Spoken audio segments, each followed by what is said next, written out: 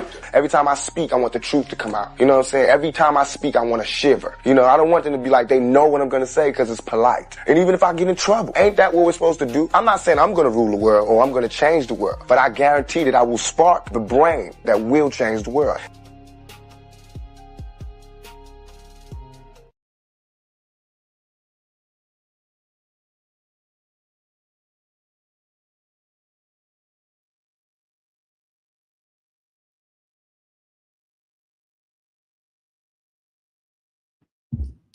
All right. Hopefully, I'm coming in nice and loud and clear.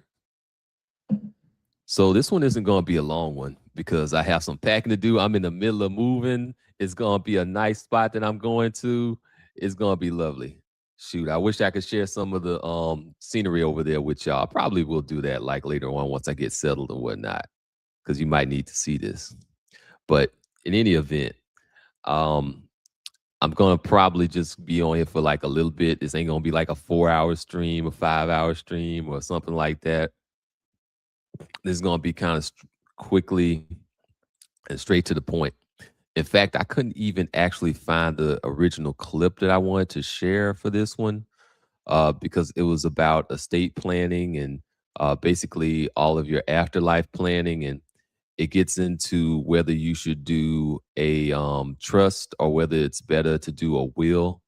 And for the most part, I don't actually need the clip because I can pretty much give you a synopsis on that like right away. That basically it just came down to how much you make. If you make a lot, then maybe you might want to do a trust.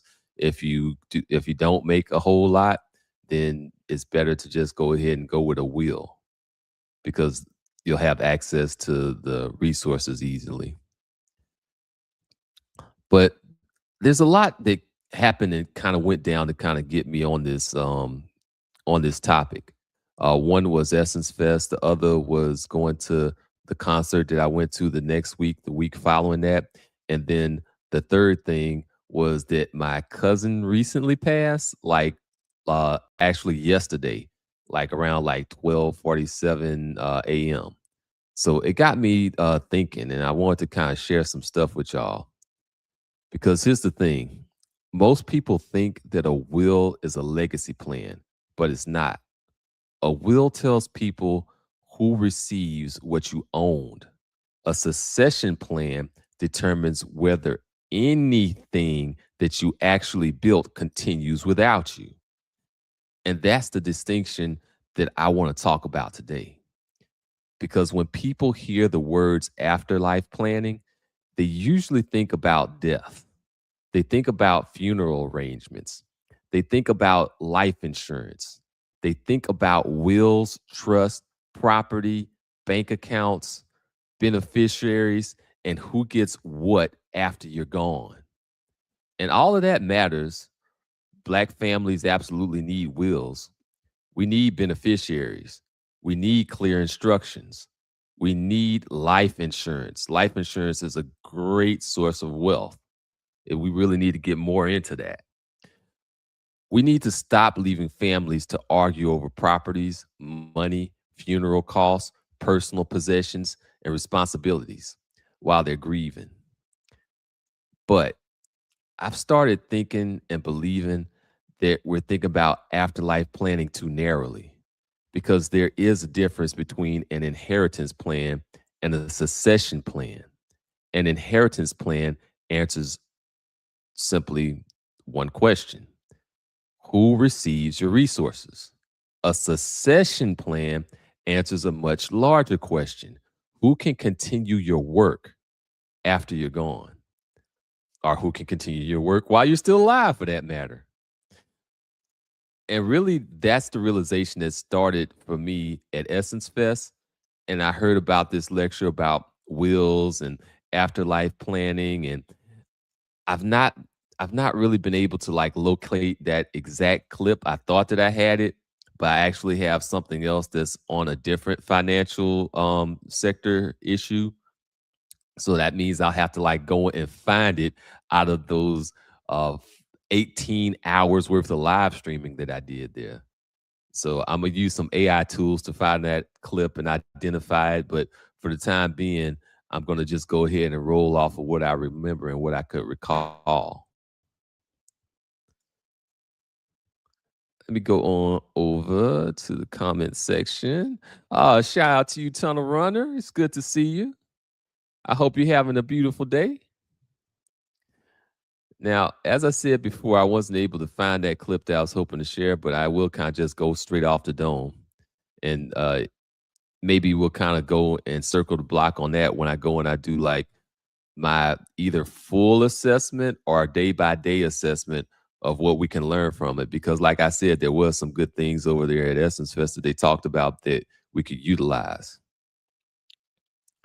Anyhow, here's what stuck with me because, like, right after I did that, um, I kind of went over to the Ti concert and saw exactly what I was looking for. So, anyhow, yeah, yeah. I hope that people can kind of relate to the subject because your mission, your life work doesn't just it shouldn't just end with you. You should find somebody to pick up the ball and run with it so that we can actually get to the goal that we want to get to as a people. Now, here's why the idea stuck with me. Um, the very next week after I went to Essence Fest, I went to T.I.'s Secession tour. And like the name of his tour should tell you something. Like just the name alone. Like so in this tour, his son performed with him. And I was watching something that made me think and something that clicked for me. Because now I'm looking at this like in real time of what like a real succession plan actually looks like.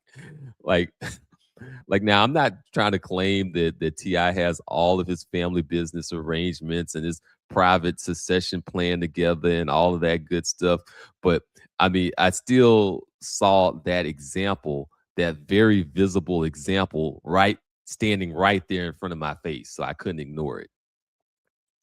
So I'm not going to try to present like a concert performance as proof that he has all of his legacy intact and all of of everything planned perfectly for transfer. But that's just an example. I'm just giving that as a very highly visible example. So what I was seeing there was I was seeing the founder still present while the transfer was still happening. Like his son wasn't just simply receiving an archive after his funeral. He was like actually there gaining the exposure while his father could still provide access, context, correction, opportunity, relationships, and protection, like just everything. And that's a whole lot different than just handing over some resources. And it made me realize that legacy isn't just about just leaving people with a few dollars here and there.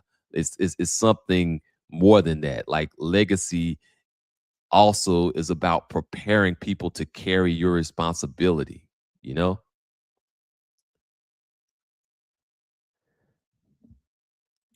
Yeah, you're right, Tunnel Runner. I mean, that's kind of like a good point of like why wives and children are kind of valuable.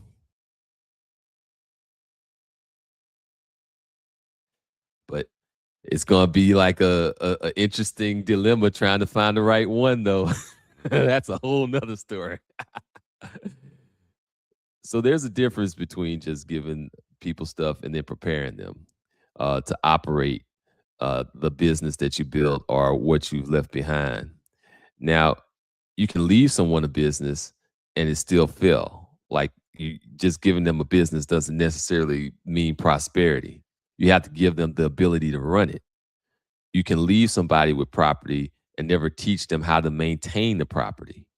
You can leave someone with money without teaching them how the money was actually generated and how it's sustained. You can leave somebody with your name without preparing them with the ability to carry the weight associated to your name. You can leave somebody with equipment, customers, intellectual property, and accounts while leaving them no idea how the system actually functions. That's the difference between leaving an asset and leaving capacity. And leaving capacity doesn't transfer over automatically. It's not something that you just gain through osmosis. Like you can't just say like, "Hey, I'm really good at math. Therefore, since I'm really good at math, then you're going to be really good at math." You have to actually build that. A building can be transferred with a legal document. A bank account can have a beneficiary. A vehicle can have a title, but judgment does not pass through DNA. Wisdom does not transfer through probate. Competence is not inherited because two people share the same last name. Trust doesn't appear because someone has been named in a will. Those are things that require time, they require proximity, they require patience, they require access. They require someone being allowed to watch the process before they're expected to carry the process on their own shoulders. That's what succession planning really is about. And I started thinking about one of my father's friends. Like he owned a business. So this was kind of like, in the radiation biz and whatnot. So anyhow, he owned the business. He was near the end of his life and he was trying to determine who could take it over. And I potentially could have done that. The problem was that I didn't have the required certifications yet, and I would get those things after he passed. But but maybe if there would have been like more of a plan together, maybe the situation could have looked a whole lot different for both of us. Like maybe his business would have been further ahead, and would still exist, and maybe I would be further ahead faster in life. Like all of those things possibly could have happened if there was a plan rather than a last minute, oh crap, I'm finna kick the bucket. Who do I know type of deal. It's like, yeah, I'll be ready, but like 2 years from now, that's not gonna get it. So so the issue was that secession was kind of that conversation came a little bit too late. These questions need to be asked like while you're still healthy, while you're still available and able to actually participate in the secession process.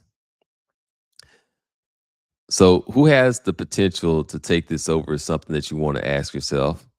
What would it take to prepare that person is another thing. And these are entirely different questions than just who do I give money to.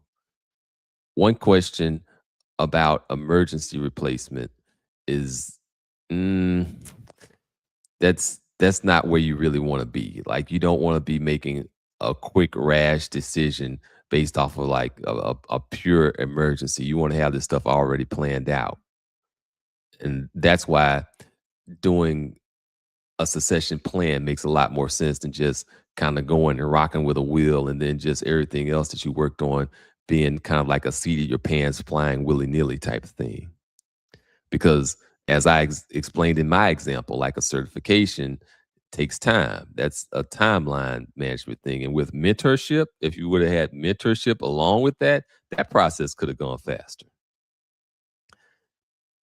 And a future successor has to be introduced to customers, vendors, regulators, employees, and other important relationships. Like that whole networking side of the fence could have been needs to be kind of dealt with in the succession planning phase, because the people that you know need to know the person that's going to come behind you if you're going to ever develop any kind of trust. Like you want your business to keep on going, even if your business is just a social network, a network of like-minded individuals. So anyway, that's kind of how I watched that whole thing play out. Like it could have been avoided, and I could have learned from his mistakes. I could have absorbed a part of the business that wasn't written down. The responsibilities could have been transferred gradually as opposed to like all at once type of thing. Um, Weaknesses could have been corrected while the founder was still alive. The gap between potential and qualification could have been reached actually like pretty fast actually, because like it was only like a 2 year difference. It's like if that much, it might have been a 1 year difference, because when he first came to me with it, it was like 2 years earlier. So like when he actually like passed was like later than that. We're talking about maybe probably like a year and a half, maybe a year or something. Like, can you imagine like a year being the difference between your life's work continuing and your life's work dissolving and just getting split up? Better have a succession plan. So in any event, like what we ended up there with was like a business without like a replacement. And that's kind of like that's kind of a thing of why we end up keeping starting from zero over and over again. Because if we don't have a plan, if we don't have a succession plan, then where else can you start but from zero? And then the other side of things that where I was talking about before with insurance, we actually end up like too many people that I know, either friends, associates, and others that I know end up actually having to pay for their people to be buried.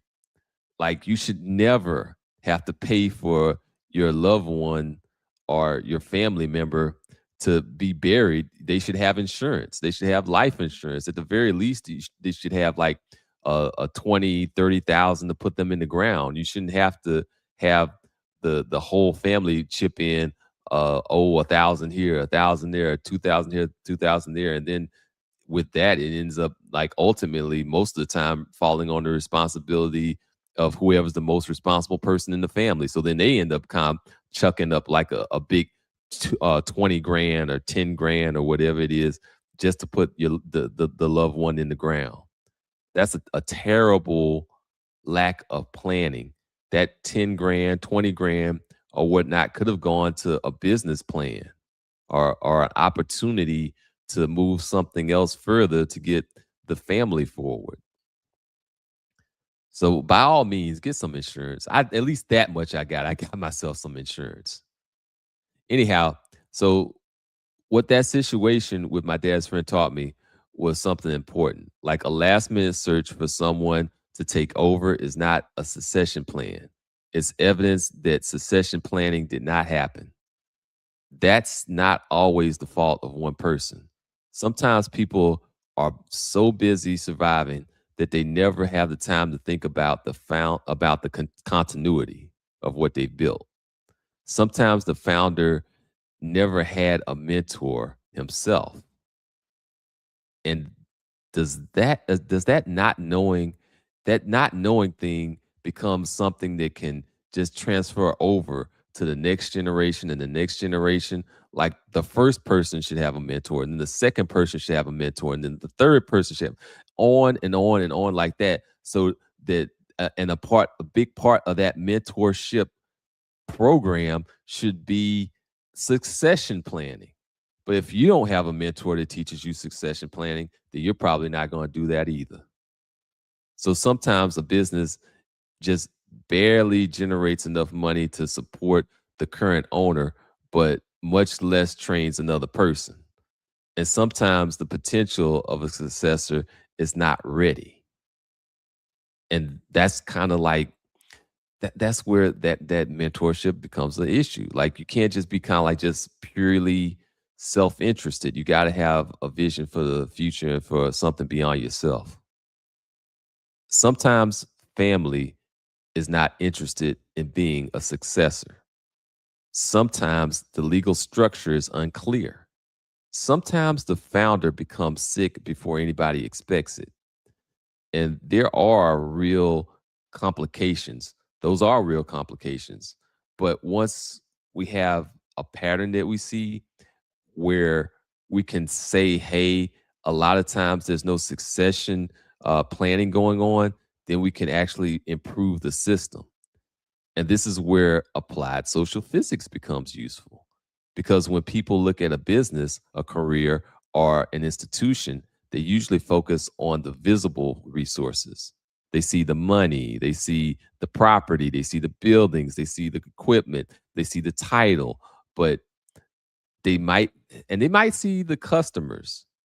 They might see the brand, they might see the license, they might see social media following. That's kind of like going up in the my domain, but there there are these invisible resources inside of every functioning system. Like your network might not necessarily be all that visible at the time. There's institutional memory, there's reputation, there's relationships, there's trust, there's specialized judgment. There's the ability to recognize a problem before everybody else can see it. There are lessons someone paid for in time and sweat and tears through years of mistakes. And their informal arrangements are at play too. There are personal introductions, and there's credibility that causes someone to return a phone call. And there's judgment to know when to follow a rule and when to investigate it further. Those resources may be more valuable than the physical assets, but there are much more harder lessons to transfer. I mean, you can't just transfer that as easily as you can transfer like a little piece of property or something. Like lessons take time. And if all of that knowledge exists inside of one person, then the entire system is fragile. I mean, fragile as glass. If one person's absence can cause the structure to collapse, then that structure was never fully built to its full potential. It may have been functioning, yes. It may have been profitable, yeah. It may have looked successful from the outside, but if if it's depending on just one person and that one person is an irreplaceable node, if that founder is just the only thing holding it together, then that's not an institutional strength. That's just concentrated vulnerability. And this matters especially for black men. Many black men spend decades becoming highly competent inside of industries where there are not many of us in the first place. We become the person who knows the system and how it works. We could become the person that everybody calls during a crisis. We become the person with the certification, the licensure, the relationships, the technical knowledge, the credibility as well. We become exceptional. I'm going to say that again. We become exceptional. But sometimes expertise remains a trap inside of that exceptional individual. That man retires. He becomes ill. He leaves the organization. He burns out. He dies. And the entire knowledge base disappears right along with him. We celebrate the fact that he became the first black man to occupy a certain role. But if nobody's prepared to follow him, he may also become the last. We call him successful, and we admire what he created as an individual exception rather than creating a durable institution, a durable system. That's a difficult question for black men to have to deal with and have to ask ourselves. Are we trying to become impressive individuals, or are we trying to build systems that can outlive us? Those are not always the same thing. You can become successful without creating continuity, right? But it's still not a great idea. You can open the door and never teach anyone how to walk through it. You can build a company that disappears when you do. You can accumulate knowledge and never become a curriculum, like something that's taught for future generations. You can create relationships that die when you do because nobody else actually knows the platform.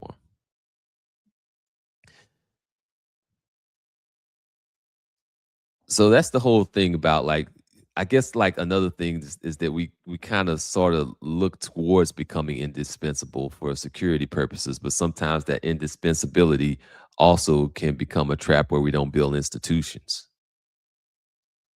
So it's kind of like a balancing act in a way. You still have to find some sort of way to have a successor and some sort of redundancy. particularly once you've scaled things up to the point of a business. But let me go ahead and drop the let me drop the link so that you all can chime in because I've talked for a minute now. I had kind of like a lot to say on this matter because it's like I get like frustrated when we kind of just basically spinning our wheels and we're kind of like stuck in this whole trapped in this whole cycle of um of not necessarily building the infrastructure that we need to build the secession and the basically you can't go up against a whole army by yourself. I mean, you go, you live, you die, and then that's pretty much the end of that story. And the whole game is like a multi-generational game. Hey, what's up, Tunnel Runner? What's going on, sir? What's going on? How you doing? Doing good. How about you, my man? Oh, I'm doing good. I'm doing good, man. Breathing loud, breathing hard, and getting this exercise in. But I'm doing good. I'm doing good. But I'll get better. Oh yeah, that's a good thing. That's a good plan. I keeping your health is a good part of keeping your wealth in a certain regard. Yeah, you know who's my biggest supporter? My wife. Oh yeah, that's a good thing. That's a good thing to have. Always great to have actual viable, helpful wife in your life. Somebody that can actually add on to what you're trying to build. Yes, yes, indeed, sir. And sir, let's get to the real. The reason why Oh, back in the day, uh, men try to have, three or four sons, or have a big family, was because everyone is not um, going to be able to support your foundation. It's going to be a legacy, your supporter. I'll bring the legacy out further. You want to have more than one child, and probably more than one male child, that you can that you can find the one that's going to support your legacy. And that see, makes a by us, whole heck of a lot of sense. Hold on by us, just a moment. I got like go ahead.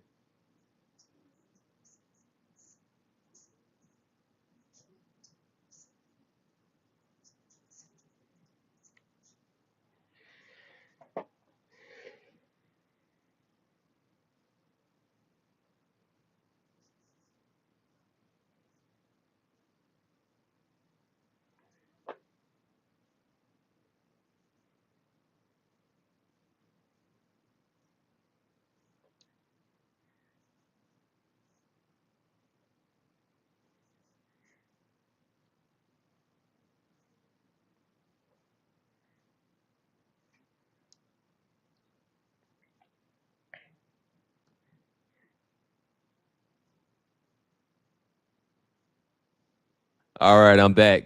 That was movers. They were trying to go and move me right now. I'm like, no, I'm not ready now.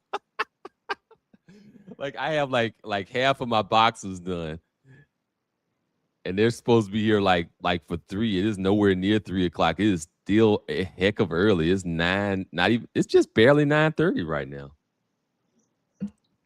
But Central time, Central time. oh yeah, Central Time. New Orleans time, not As Roger Chicago says. time.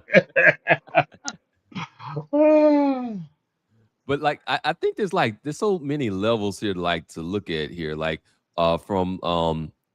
from the perspective of the older days, like you had multiple kids that you could have that might have different interests, but maybe one might take a particular um a particular predilection to what your area expertise is. But also, I think that there was probably less of an emphasis on the whole do whatever you want to do type of thing. Like there was more of an idea of responsibility back in the past, I think.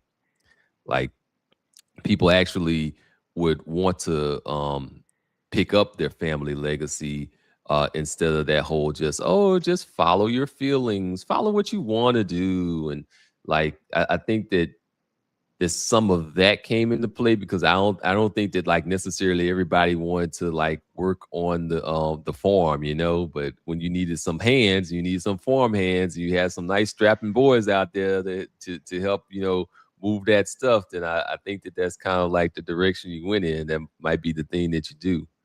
Um, Another thing though is so where we are now is we're in a space where we have a whole lot of people being told to do whatever they want to do, but the whole do whatever you want to do thing ends up kind of interfering with order and structure and efficiency.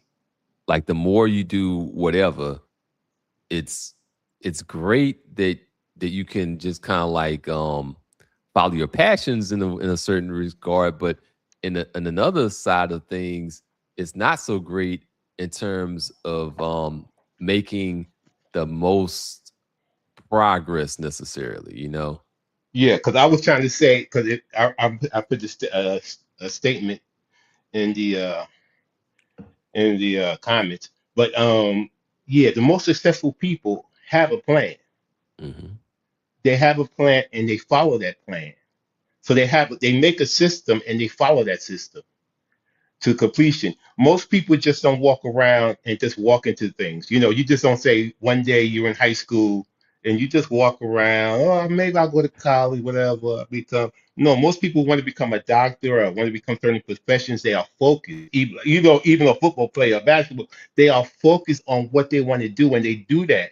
And they find out what they need to do so they can get there. Because a lot of women, this is what one of women's biggest problems is. They just um, unfocused and they just Hmm. walking around and they hope to just bump into something like it's just going to happen. No, if you want something to happen, you're going to have to do things to make those things happen. You're going to have to get focused. You're going to have to find out, what do I need to do to get this? If I want to become a nurse, there's certain things I have to do. If I want to become a plumber, whatever I want to do, I have to focus on that and follow it through. Yeah, occasionally somebody just walks into something and somebody says, hey, I seen you over there, you look like you could be a model, and they just walk into it. But that's not really how it goes. Most women who want to be models do things so they can preserve their face and their figure. They have to, they have to be a certain height. So there's things that you have to do. And diet as well. They have like a particular thing that they need to eat, and all of maybe some skincare regimen as well. Like there's a lot to that. Yeah, so I mean that's why I think when you hear a girl say, "Well, I'm just gonna, ain't nobody to tell me what to do. I'm just gonna do what I want to do. I do what I want to do." No, we all have rules and regulate. There's rules of nature. You can't just fly. There's rules of there's rules. There's a government rules. There's a state rules. There's so many rules that we are under. And you just think that you can do what you want to do. It's not true. It's a falsehood, and you're playing yourself. Yeah, like the thing about it though, like the one of the main things about this is that, like, I don't know if you ever saw that movie like Forrest Gump. Like I call that like the stochastic Forrest Gump approach to life. That idea of like being like a leaf in the wind. Like they kept putting that as like a reoccurring visual theme in that movie. Like you saw the leaf in the wind, and the leaf in the wind was just flowing and going this way and going that way, and then Forrest would be in military, and then Forrest would be a businessman with the shrimp business, and he would do this and he would do that and he would do the other. He would be Yeah. He was a in football player football. in college, Yeah. yeah. All this time that yeah, and you're gonna be in the military at the same. Well, these years are very precious. So you in the military for how many years? How many years are you playing football? How many years are and stuff? So it's just that's why it was a movie and not real life because yeah, that usually doesn't happen. Yeah, some you can't have that because you can't have a talent. Like yeah, you could be somewhere in a park against running and somebody say, hey, you run pretty fast, I gotta, I can get you a scholarship or something. But that's not usually what happens. That's very rare. Yeah, he like even became at the close to the end like a marathon runner running across like the slash like influencer running across the nation. Like Yeah, yeah, exactly. So yeah, that movie did, did pat people, but like I said, that's why it was a movie and not real life. Because, and even though, like I say, things like that can happen if you have certain skills, somebody might see you and direct you into the record. But that you being very lucky that somebody spots you and that you do have the talent that they can see. But most of the time, I would say probably, at least 80% of the time you have to be focused on that and get through. That's how people will make it, you yeah, know? the other side and then there's another thing too, like the whole idea of doing what you have to do so that you can do what you want to do. I mean, there's like I don't imagine that like people that are a lot of the folk that are ending up going and serving at tables and stuff like that, they have to have like a job at the end of the day. That's why you have like waiters and then waitresses and stuff like that. They might be working on their PhD. And some of them, when I talk to them, they are like they are working on a PhD, but they're over there doing the waiter or waitress thing in the meantime, because it's what they have to do so that they can go ahead and do what they want to do. Yeah, yeah. Just like the so-called the stripper who says she's working her way through college. Oh, I'm working my some of them. There are literally some of those girls who are working their way through college. They're, but this these things that you do can cause other problems. You know. Yeah, in that particular case, there's a cost benefit analysis to go on there. It's like, okay, what is the probability of this leaking onto the internet, or the probability of somebody that's going to be a hiring manager seeing me there? And will they take that as a good thing or a bad thing? I don't know, So Yeah, there's cost benefit analysis to exactly. to be involved as well. Exactly. Sometimes a man that they might want to that he have a relationship might see them in a different way. Hmm. That they like, well, oh, why did he treat me like this? Because what you do has a result into his image, and he might not want that image as a wife or a girlfriend, or just any just he does not want that image as you even being him being associated with that. Yeah, that's one thing that really gets on my nerves. This whole idea of like, so there's been, and hopefully it's gone away. I don't know if it's totally gone away, but it's it's probably still out there. That whole idea, like, oh yeah, men love 304s. They just love that. And like, no, like in context, like to play with, yeah, to have fun with, yeah. For a committed relationship, no. Like a dude with substance, a dude with motion, a dude that's like got a reputation to uphold, does not want to be taking his name and running it through the mud uh in a visible manner like that. Yeah, because I told Roger about the song I'm in love with the stripper.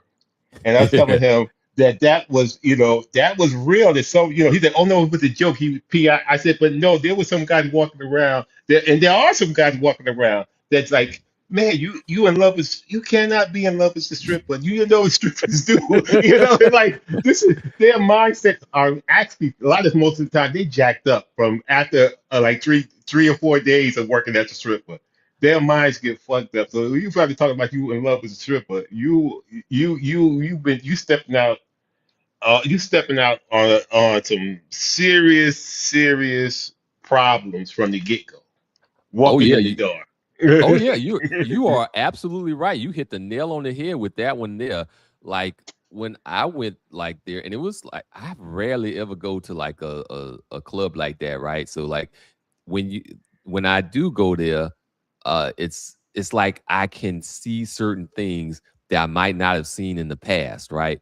So I sit down, I'm really just like kind of like hanging out with my folks. That's what I'm really doing, just like hanging out, with friends or cousins or something like that, and just kind of like trying to chill, have a good time, and then like they're like kind of pro social, so they try to kind of like talk to you a little bit, but some of them when they talk to you, you can just feel the disdain oozing off of them. Like, you really dislike me, but you're over here pretending that you like me, but you really despise me. Like, I can feel that. Like, get the heck away from me. Yeah, No, you're right. You're right. You're right. You're right. Because yeah, that's kind of a soul sucking a profession.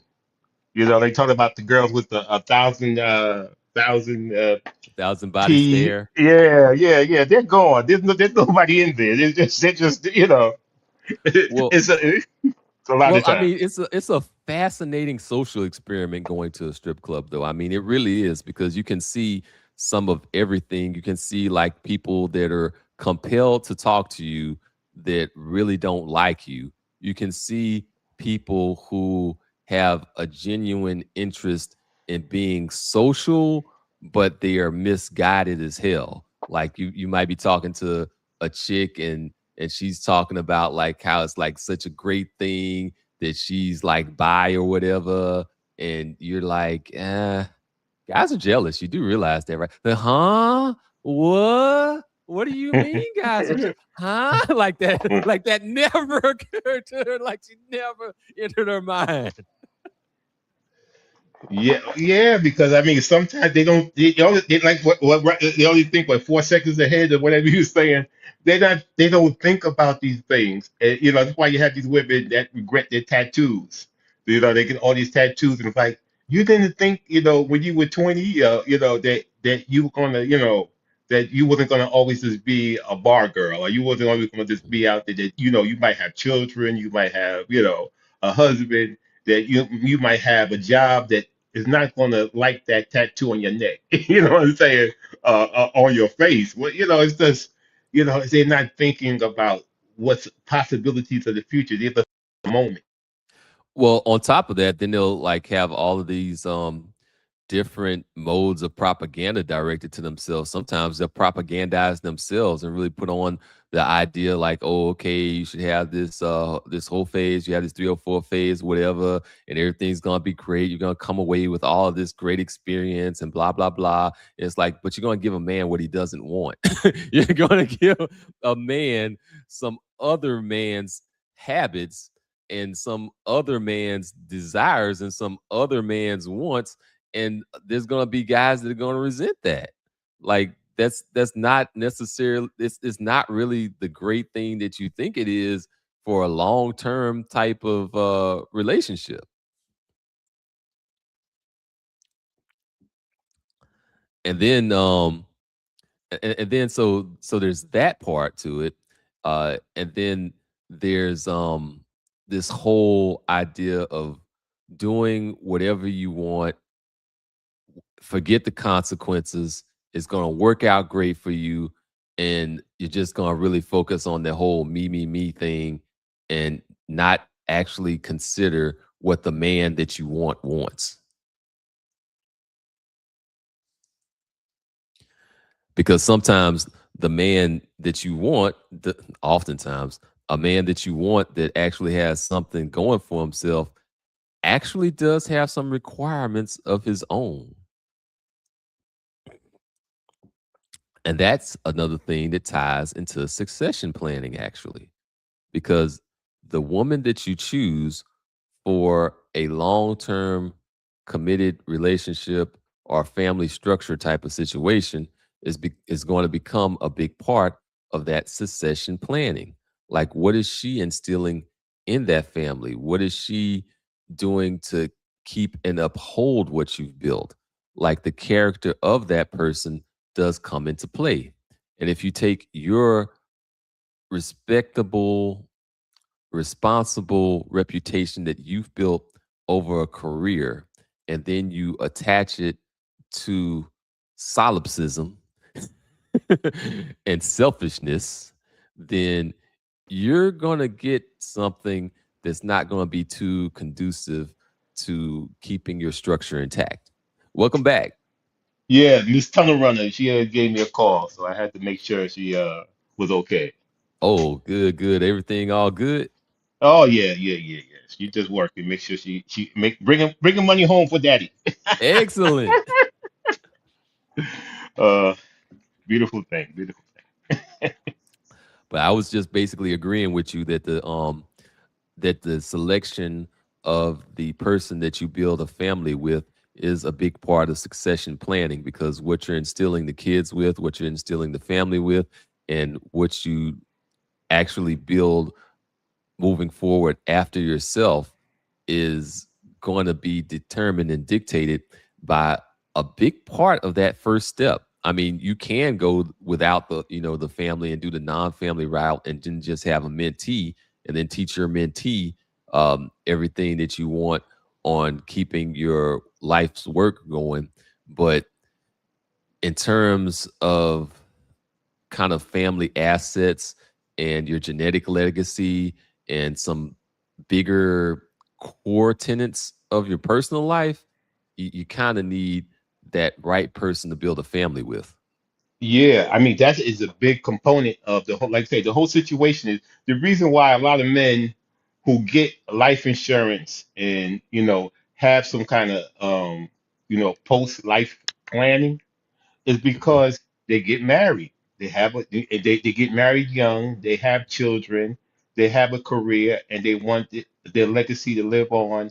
And if they have a business, they want that to live on. So they want to get married to a woman who can have more than one baby. If you really are trying to do it correcly, you because I mean the truth is you could have one child and it just be a dud. It's just Oh yeah, that's it true. is That's what it is. absolutely You know true. what I'm saying? I'm not trying to be, mean or something like that. Sometimes I mean, I just know it in my family. There's some people who are very business orientated, and there's some people who are just, they just like to play and have fun. So you know that kind of person is not going to be handled business. Those are the kind of people that you can't. If you only have, there's guys who work and do all this stuff to leave for their kids, and the kids blow everything in a couple of matters of months, you know, because they wasn't trained to run the house, to keep the house, to pay the taxes, and to understand how money works and everything like that. And they just so you have to do these planning, you have to do the stuff, you have to find a woman that's going to listen to you and that's going to make the kids listen to you, so that when you tell these things that they can follow along. And then you have to let them see how life really is, because it's a bunch of systems that we're talking about to keep this thing together, to keep that house in the family, Mhm. to keep that business in the family, to keep the business successful. It's a bunch of things, and it's a bunch of things coming against you if you don't do the right thing. It has been amazing to me to hear some people like, cause like I interact with people, I talk to people, I hear some of the stories, and like some of the stories just blow my mind. Like life insurance, like this is like the simplest, one of the simplest things to do. Where you're gonna pay like what, like 10, 20 bucks a month, and then you can actually afford to put this person in the ground. Like that seems like a no brainer. Like that should be like off top, off rip, something that people would do. And then just like paying the taxes on the house, like not the mortgage, but the taxes on the house. You should be able to swing that. I mean, Yeah, but I mean, you would think that. See, you think that, and I think the same thing too. But no, I mean, like say, if you have, let's say, you could have a $500,000 house in Miami, and you got $28,000 worth of taxes, oh right? yeah, that's true. You know what I'm saying? So yeah, a person should be like, well, this house is $500,000. Yeah, you need to take care of it, but you got to come up with that 28,000 to keep, to keep it on an every year basis. You know. So Yeah, yeah. I mean, maybe a little. That's like a little bit too much. Maybe I should say more like 18,000. But still, No, no, you got a little bit of a point there, because like if you're over there in South Florida and you have $1 million house out there, then you have the insurance, which is a big part of the whole thing. Like you're gonna need to keep that house insured. So between the insurance, between the taxes, I'm like, okay, maybe that could get kind of up there if you can even get insured. yeah. And then that's why you have some of these. People wonder why some of these athletes or whatever they go broke, is because yeah, when you buy a $2 million house, you got $2 million bills that go with that house. You got a Mhm. water bill that might be $600. You know what I'm saying? They just don't, people don't understand that because it's like, what? And you got electric bill and all this. You can try to keep that house uh, air conditioned. So I mean, this stuff. People just don't understand that you have to prepare the next generation. Can they handle those bills? And you That's a that's a very, very good point when you brought up the AC because this is all like maintenance fees. Like your AC will go out periodically, your roof will need to be replaced periodically depending on where you live. Like all of those different things start adding up and they start adding up, to thousands of dollars fast sometimes. Yeah, because you remember what is it, Holyfield in here in Mhm. Atlanta? Yep. He had, I think his house was like, I think he one time was like 47 million. It went up to like a couple, maybe like 100 million or so. But he Ooh. had a just landscaping, just cutting the grass was $1 million or $500,000. Dang. Oh shoot, that's a scary bill. All right. It So I mean, it to think like so that's what people don't understand. You have stuff like that. You have to maintain that.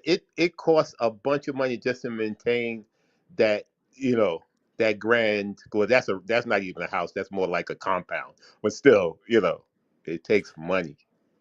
Yeah, that's one of those things where one of the things that was in the clip that I wanted to play was the difference between getting a will versus getting a trust. Like if you go and you get something like a trust, then you can kind of like sort of protect those assets. You might even be able to put things in such a way where maybe you can have your what's the thing I'm looking for?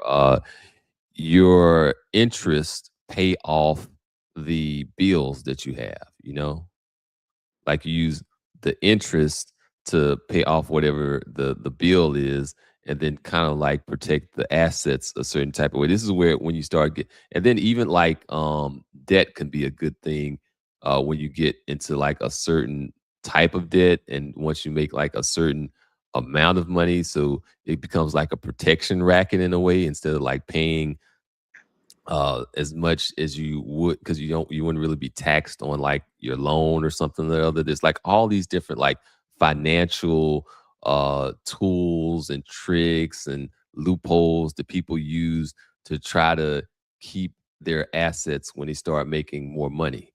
For the regular person, it's like, okay, yeah, just go ahead and do the will thing and you should be good.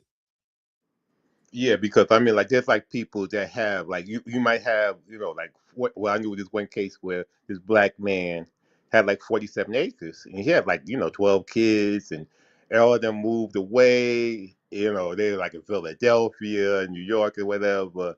And it was like well, to keep the taxes going, you know, all you had to do was cut some of the trees down and use those trees to pay the taxes. But the Ah, whole family had to, they had to, nominate somebody to run the will, be the director of the will, and then they had to, get everybody to sign off and stuff like that. And by people just not agreeing or whatever, you just keep getting these fees from the lawyers. And then, if you don't take care of it in a good, 10 to 15 years, they end up taking your property, the lawyers, yeah. or you spend all the money on the lawyers and nothing gets solved because one or two people just don't understand, can't see how things work. Yeah, that is a tragic situation where, like, so this is something that's happened like in the past with black people in general. Like, even in my family, it's like, so you'll have like all of these assets that are owned, and then somebody passes away, and then there's this whole like succession debate about who actually owns what, and like, oh, okay, while we're trying to square that away, then the state just kind of swoops in and grabs all the property. Yeah, yeah. I mean, and it happens so much. There's so much property that black people have lost in that same way because they just don't agree. They just don't know, and they understand that and it benefits the lawyer for you not to agree, and they end up taking the money. They start charging higher fees, and you end up having these $2 or $3 million law bills. It's crazy. Looks like usual business joined us. What's good, bro? Let me go ahead and sing you good morning over there. Senor. He's over there in the chat, I see. I wonder if he's traveling around the world since he's not on the panel. Oh, that's a good question. He might be. And then I guess I'm gonna be traveling, but I'm just gonna be traveling down the street. Like this is like the smallest move I've made in like ever. Like I don't think I've ever had like this short of a move. Like usually when I move, I'm moving from one state to another. So I'll go from Louisiana to Tennessee. I'll go from Tennessee to Florida. I'll go from Florida to Texas, all of that type of stuff. But like this one here is just like, yeah, let me just go from this street to that street right over there in the same zip code in the same walking distance. Oh man, well that's gonna be opposite. I think in 2 years from now, I'll probably be living in Colombia on a regular basis. Which one do you want to go to? You looking at Medellin or are you looking at Calais? Medellin. Ah, the big city. Well, yeah, and that's my wife's family. It's all up in there. So That sounds. Don't they you- have like this like cool like transportation system that takes you from one part of the city to another part of the city? It's like really like modern or something, right? yeah, they have a place where they take you from the city into like almost into like the country, like into like it's almost a trip when like you close your eyes and all of a sudden you're in the woods and stuff like that. They got the like big national park at the end of the rail. It's cool. It's cool. You said a national park. Like, so this is like not just some regular neighborhood park or some little state park. This is a national park. So I think I might have seen like a picture. Don't they have like mountains or something around there? Oh yeah, yeah, yeah. Ah, yeah, that's Medellin that breathtaking view. it's like California. It's like California without the water, but it's all in the canyon, pretty much. In the that's how. So if you look at California landscaping, Medellin's the same. Nice, nice. Hey, what's up, usual? Shit, man, nah, bro. It's big booty Uganda for everybody, bro. I mean, you gotta say the whole thing, bro. Yeah, yeah. Let's do that one there. Big booty Ugandans for everybody. For everybody, you gotta put a southern in there. For Everybody. Yo, everybody. I saw like a clip of some of them dancing. Like I guess some sort of way I came across like this channel, and I guess he shows like different stuff going around out there, like either at the beach or over there in Kampala. And I looked and I saw some of the ladies dancing. It's like, oh, wait a minute. I think I could show them some things. I could show them some moves. Like I think I could top this. I could give them a little dance challenge, a little dance off. I man, and you go down there. See what I'm saying? I go down for the jiggle. You can go down there for the moves. I'm going down there for the jiggle. So, but what is it? Well, I understand what y'all was saying earlier when it comes to managing your funds. I think every family should have at least 2 to 3 lawyers in your family. Because my grandfather himself built a lot of wealth, especially on my dad's side of the family. He built a lot of wealth. By the time I got to like an adult age, most of that wealth had been already picked through, squandered, misused, everything. I mean, my granddad had like 3 houses. He had his own farm with the horses and everything. By the time I came of age, well, I mean, my family, they just when he passed, they literally went through that wealth and just destroyed stuff. People was mismanaging property. It was horrifying, especially the older I got and I started to figure out the true magnitude of how much was actually lost. I was like, oh, all y'all need y'all ass beat. I mean, when I got to turn age 22, I was like, wait a minute, somebody need to get slapped. Like we need to start excommunicating some people because the amount of wealth that I think he lost in general was like, I'm gonna say probably worth like $5 million worth of assets altogether. Ouch. And usual business. Was there a lot of women involved in this situation? Oh, of course. Okay, because that's why I was telling inspired truth about back in the day they wanted to have a bunch of boys because women are just are takers. I mean, they just they don't try to produce anything. So when you leave it to women, they just trying to see what they can get for themselves. They're not thinking about, like, say, the future or what's going on. So there's money here. I could just take. No. When I mean he had asset, my granddad had like what is it, a plumbing business. I think he already was like a pastor of a church. When I tell you, man, between all the businesses, the other assets that he had, man, if I actually told you what his name, if I actually told his name, if you just lived out there in let's say Florida, you would have known his name because his face was on billboards, like type of thing, like on billboards. So it's like when I look back at it now, I'm like, man, it's so much things that was missing. You had people up here squandering, talking about, oh, I'm gonna take. No, I think what somebody else said, $35,000 for a lawyer. So you basically taking on what is it? I'm talking about a lien against the property that you quote unquote think you trying to get, or you trying to stop from auntie so and so from getting because she took a pair of shoes from you on Tuesday and you ain't never brought them back. It's the amount of this dumb shit was just baffling to me. And most women ain't gonna take over the plumbing business. They're gonna get underneath the sink. Most women be like, "Oh, nah, you know what I'm exactly. saying?" And they did not. And that's the crazy part is like, I think when my father grew of age, he told me the story. He was like, I want to come down to Atlanta and so forth and so on. But I was like, Pop, that's kind of stupid because granted, I mean, now hindsight is 2020. I'm looking at it from my point of view as of this age. And he looking at it from his point of view of his age and the time frame that he was in. But even then, I'm like, so you left a family business to women and other people when you could have been the head of that business? I guess he wanted to do his own thing. True. And that's another reason why you want to have more than you have to. You need. It's better to have more than one kid or one Hmm. boy because sometimes you just have, you could have everything set up, but sometimes some people are just they want to do their own thing. They just think because I see it in my family. We have people who like to party, and we have people who want to do business. We're all in the same family, all in the same situation, but everybody's not about business. True. And this Yeah. kind of baffles me because I was just like, Pop, you could have took that business over.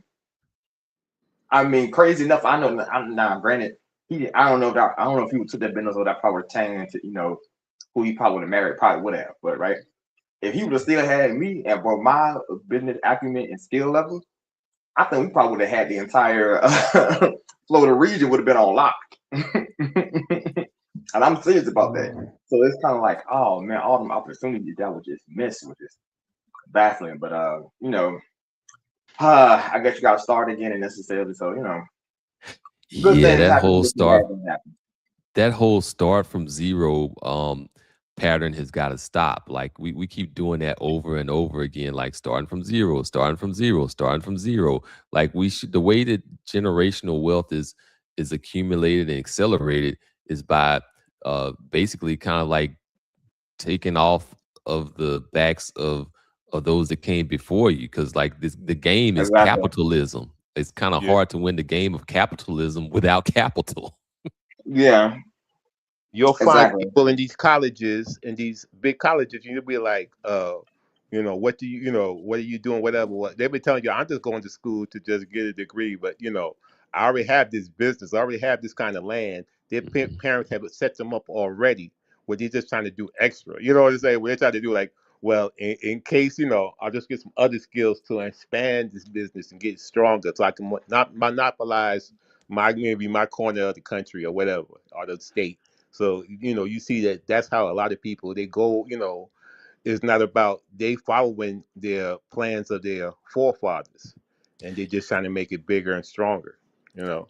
I've met a few people like that. Like they're there, they'll be in college, but they're really there in college just to get the credentials to look good for when they take over the family business. Like a lot of things that people don't really understand is like on that small business level, like all that nepotism stuff, that's all good. That is par for the course. Like that is the rule, you know? Yeah, that is the Yeah, rule. That's how most people in Harvard and Yale, all these are legacy. They got Mhm. there because their parents were there, not because of any kind of skill or whatever, or anything like that. Any special talents. They got there because they were already um pre-installed, I guess you could say. yeah. I mean, that's kind of a funny thing because I think it was with my cousin. I remember my cousin went to what is it? College. They asked my mom for a reference because she had good marks at the school in Florida. I don't want to say the name, but well, I think it's to be okay. I think it was the FSU. If I remember correctly, it's FSU. If I remember correctly, Yeah, and she was that's able you. to get like with a whole lot of my family members there, but just because who my mom was and what she accomplished at her time there, they was able to get asked her for reference. Speak to different teachers that they more likely would never have access to the game. Access to the college. So I was like, yeah, it's just you got to know who you. It is what you know. It's not always what you know. It's who you know. Sometimes Yeah, network is an asset in and of itself. I think it's the biggest asset. Well, realistically, no matter how I think I was just recently, I was looking into court politics and like in different societies, right? And what I always noticed was the women always made sure they had good network ties to other quote unquote women in said court politics and out of court politics because at any given time you would need those kind of contacts to either help you get rid of a rival, uh, the switch a person from quote unquote from a rival side to your side based on Mhm. the contact that you had. Like you may be a farmer girl, but you made it to the palace. But since you quote unquote know the farmer's lifestyle and whatever, you can get the best fruit and give it to the queen, and now your position just changed. Your Oh, network, absolutely. it's your Absolutely. Like, network. and then the other thing about this is like, and I'll deal with it like for one of our, this one here, this is a part of the series Black Men on Code, but like a thing that I'm going to probably deal with in our other series, Unsupervised Black Men, is the whole idea of how rules relate to rank. Like you'll have a rule that when you're dealing with a subordinate group, okay, this rule really is like this solid type of scripture type of thing. Like it really is that the rule is like something that came down from the Almighty. But then you go Hmm. and you take that same rule and apply it with somebody with a higher status or a higher rank, and everything gets recontextualized. Like instead of looking at it as a net negative, you're going to look at it as a positive, like, oh, okay, well, then this person is just moving fast. He's being efficient. He's getting rid of all of these, some of these redundancies. This is innovative. All of these Hmm. positive characteristics because of who you're looking at, not really because of what's being done. How I And look at rules. I'm sorry. I'm sorry. Continue. oh no, go for it. I look at rules how like people say strategy and fighting, right? Um, People say you may need to stay on the outside or stay on the inside, but that depends on who you fighting realistically, right? Yeah. Because depending on my strength level or my speed level, them rules don't apply to me. In the most honest opinion, they don't apply to me. If somebody can what is it, they can curl, let's say, I don't know, 300 pounds or something like that. Hey, you try to put him in an arm bar, ain't going to apply the same way if you try to do it with somebody who can only do 100 at the max. Them rules don't apply no more. Well, So that's how I kind of look at it. that's a good point, actually, because this kind of like ties into this whole concept of like fight like a man. Like usually when somebody says fight like a man, they're talking about fight me on my terms that are That beneficial term, to me. yeah, no, exactly. So that's why I think I had to change my mentality and how I did things and how I started to operate. Because lucky for me, I'm about to go handle some business out of the country soon. So yay for that. But Hey, bravo. yeah, baby steps, baby steps. But what I started to learn is I don't fight people on their terms. I do what's best for me. If fighting you, quote unquote, in a swamp land is good for me, that's what I'm gonna do. If fighting you in the desert is good for me, because you can't take water you can't hold water too well, then that's good for me. I'm not gonna fight you in the frozen tundra where you get the advantage. That's crazy. Yeah, I mean, like you go in, like, okay, let's fight the Russians in the snow. Like that's a great idea. Yeah, yeah. And that's how I look at the same thing with rules. When people say, "Oh, well, you can't do this, you can't do that." I mean, with them, what I've actually noticed is that as I've grown and into adulthood, those rules don't apply to you in a certain position. Now there are what I like to call universal rules, and then Hmm. there's rules for you, then there's rules for me. That's how I break it down. Right? It's Yeah, universal rules. Universal rule is you jump off this building without no parachute, you going splat. that's Universal rule, true. Yeah. right? In- Inspired Quote Truth. unquote. Oh, go ahead, go ahead. Sorry, cut you off. Nah, Go go ahead, go keep ahead, go going. ahead, go ahead. No, Inspired Truth. Jason Black, right? Can I say his name? Yeah, go for it. Okay. Now this is his whole thing is that you need to be a 1%er. You need to make all this money, 5 times what the average, person makes, so you have this what do they call it, power dynamics, and you have leverage. All right. But the thing is, okay, I mean, I can understand what he's saying. He's saying, you need to make over $500,000 so you could be in the 1%. And, you got to drive, these big cars, whatever. That's what, and, then you dictate what your ways are going. But if you are a guy who makes $100,000 and you go overseas, yeah, you're doing the same thing. You became a 1%er Yeah. when you go to these places. So but he'll cry. He might not. He doesn't like that, but he doesn't. But the thing, what he's saying is that yeah, everybody's not going to be making $500,000. I was just Yeah. But kind of thinking that. So so My bad. everybody's not going to make $500,000, and then it's still the results are in America. Even the ones that make $500,000, yeah, they get a bunch of women. They get a bunch of they can contact a bunch of women, get a bunch of women that want them, whatever. But the quality is still low. When you can go over with, you do the same thing as an American, go over to a foreign country where you can be 5 times because they make $20,000. So you make 20,000 a year, and you make $100,000 a year. You're doing the same thing, and the women quality is better. So what is So how can he fight about it? But he will fight about it because he wants you to stay here and do it here. You No, know. no, yeah, I've no. never like I've watched him for a while. Like I've seen a whole lot of his stuff, and I can tell you like a lot of what he gets into ends up becoming like a whole lot of like work yourself silly, like work yourself to the max, no days off type of Can I ask you? thing Can I give you my into opinion some on that? John Henryism in a way, and it doesn't and it's always like there's consistently it's been like a disparaging passport bros or disparaging the idea of going and getting a woman from outside or whatnot. And I've never rocked with that because we live in a global economy. Like if he because he understands the whole concept of how business structure works. Like, and if you understand how business structure works, you cannot ignore the global marketplace. Can I say something about that real quick?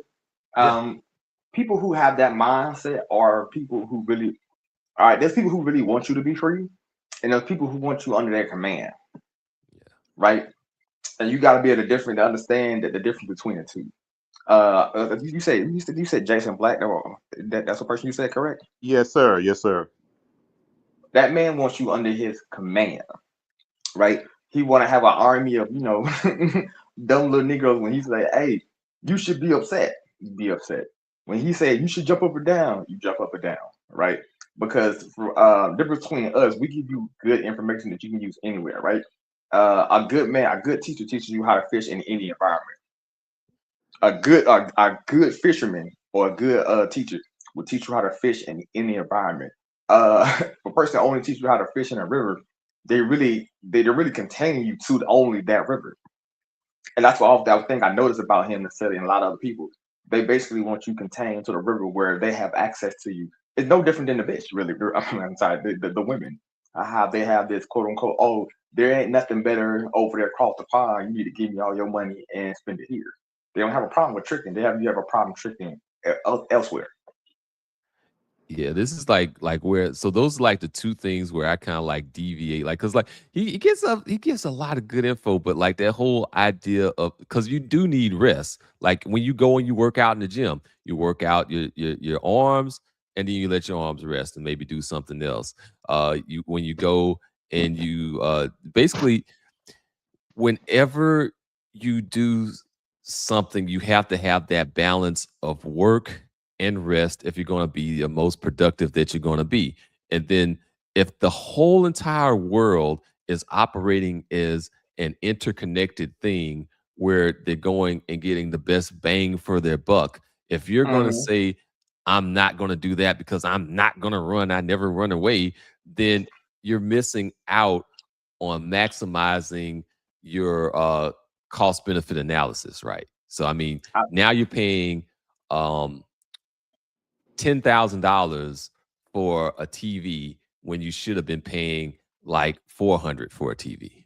Yeah, and he'll talk about cars, and he's not saying, oh, why not buy an American car? Why you buying a Mercedes Benz or all these foreign cars? You know what I'm saying? You buying them because they're better. Right now, Chinese cars are making great sales because they're making a car that's just better than the cars we have here. They're making an electric car that can outdo the cars here. So what do you talk? It's like you see something of value, you see some of these Chinese cars, and they actually have cars that can jump and go through water and do things that the cars here can't do at all these prices. So why yeah, wouldn't you get it? It could. mhm.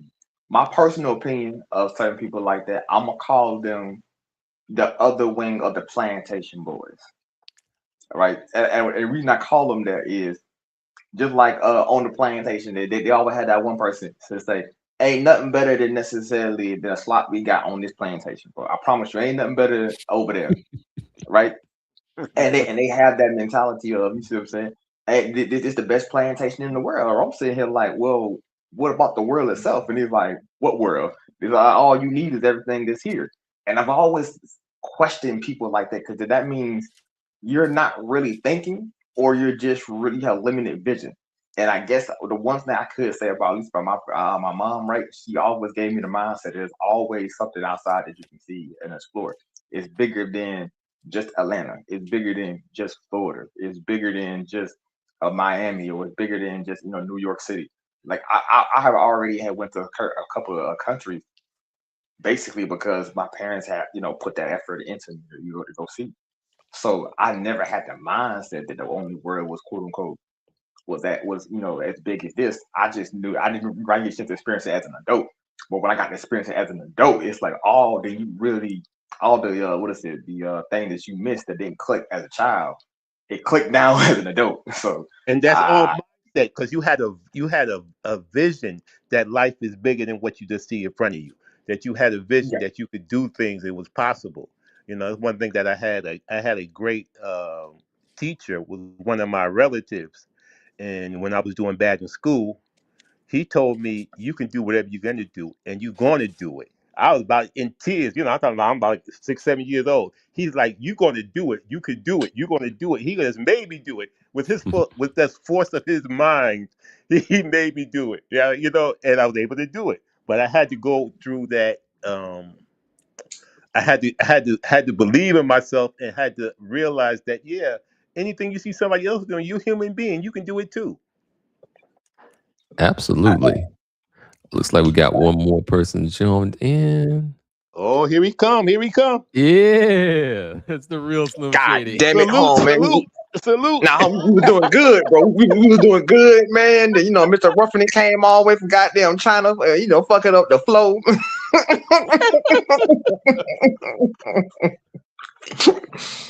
I'm gonna have a good one for you next week. I'm gonna kind of throw in like that professor Jang or what Jong or whatever his name is. Like, I mean, he says a lot of controversial stuff, but some of these stuff that he puts up out there is like kind of on point and makes a whole lot of sense. you know what when I look at him, Professor Jang is just the Asian version of BGS who ain't shadow banned. Oh, hold on. Professor John from Beijing, Yeah. right? You talk about that guy, right? Hmm. Yeah. Hmm. What is he? I think he's a Columbia grad or Cornell grad. One of them. I think it was Yeah. Yale. He was Yale. I think it was Yale. Yeah, I think it was Yale. 'Cause he went to like some prestigious college in the United States, then went back to. So. I mean, but the reason why BGS gets shadow banned because he talks about black people, right? If you're not talking about black people, you're not gonna really get shadow banned like that. That's what I'm saying. He's the black version of of this guy. But since I'm like, he was the Chinese version. No, they're totally different. I think he's geopolitics.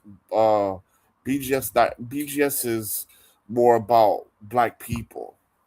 I would say holistic. Right? They're different because he's not up there talking about the upliftment of Chinese people, right? He doesn't. He doesn't. They're totally he does, bro. I've seen enough. He does. He just sneak it in there a little bit. He's geopolitics. He's definitely geopolitics.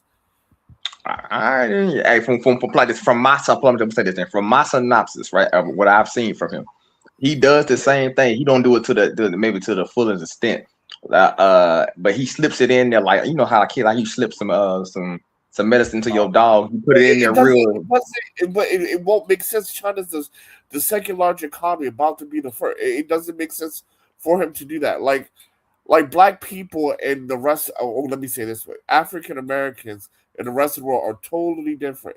The way we talk about things, the way we have to go about things is totally different. So just on that point alone, they're different. Just on that point alone, because African Americans have a unique and distinct history, culture, and what they have to do. We're the only people that are currently living in a place that we are enslaved for 400 years. That you cannot find that in history, and we're still here.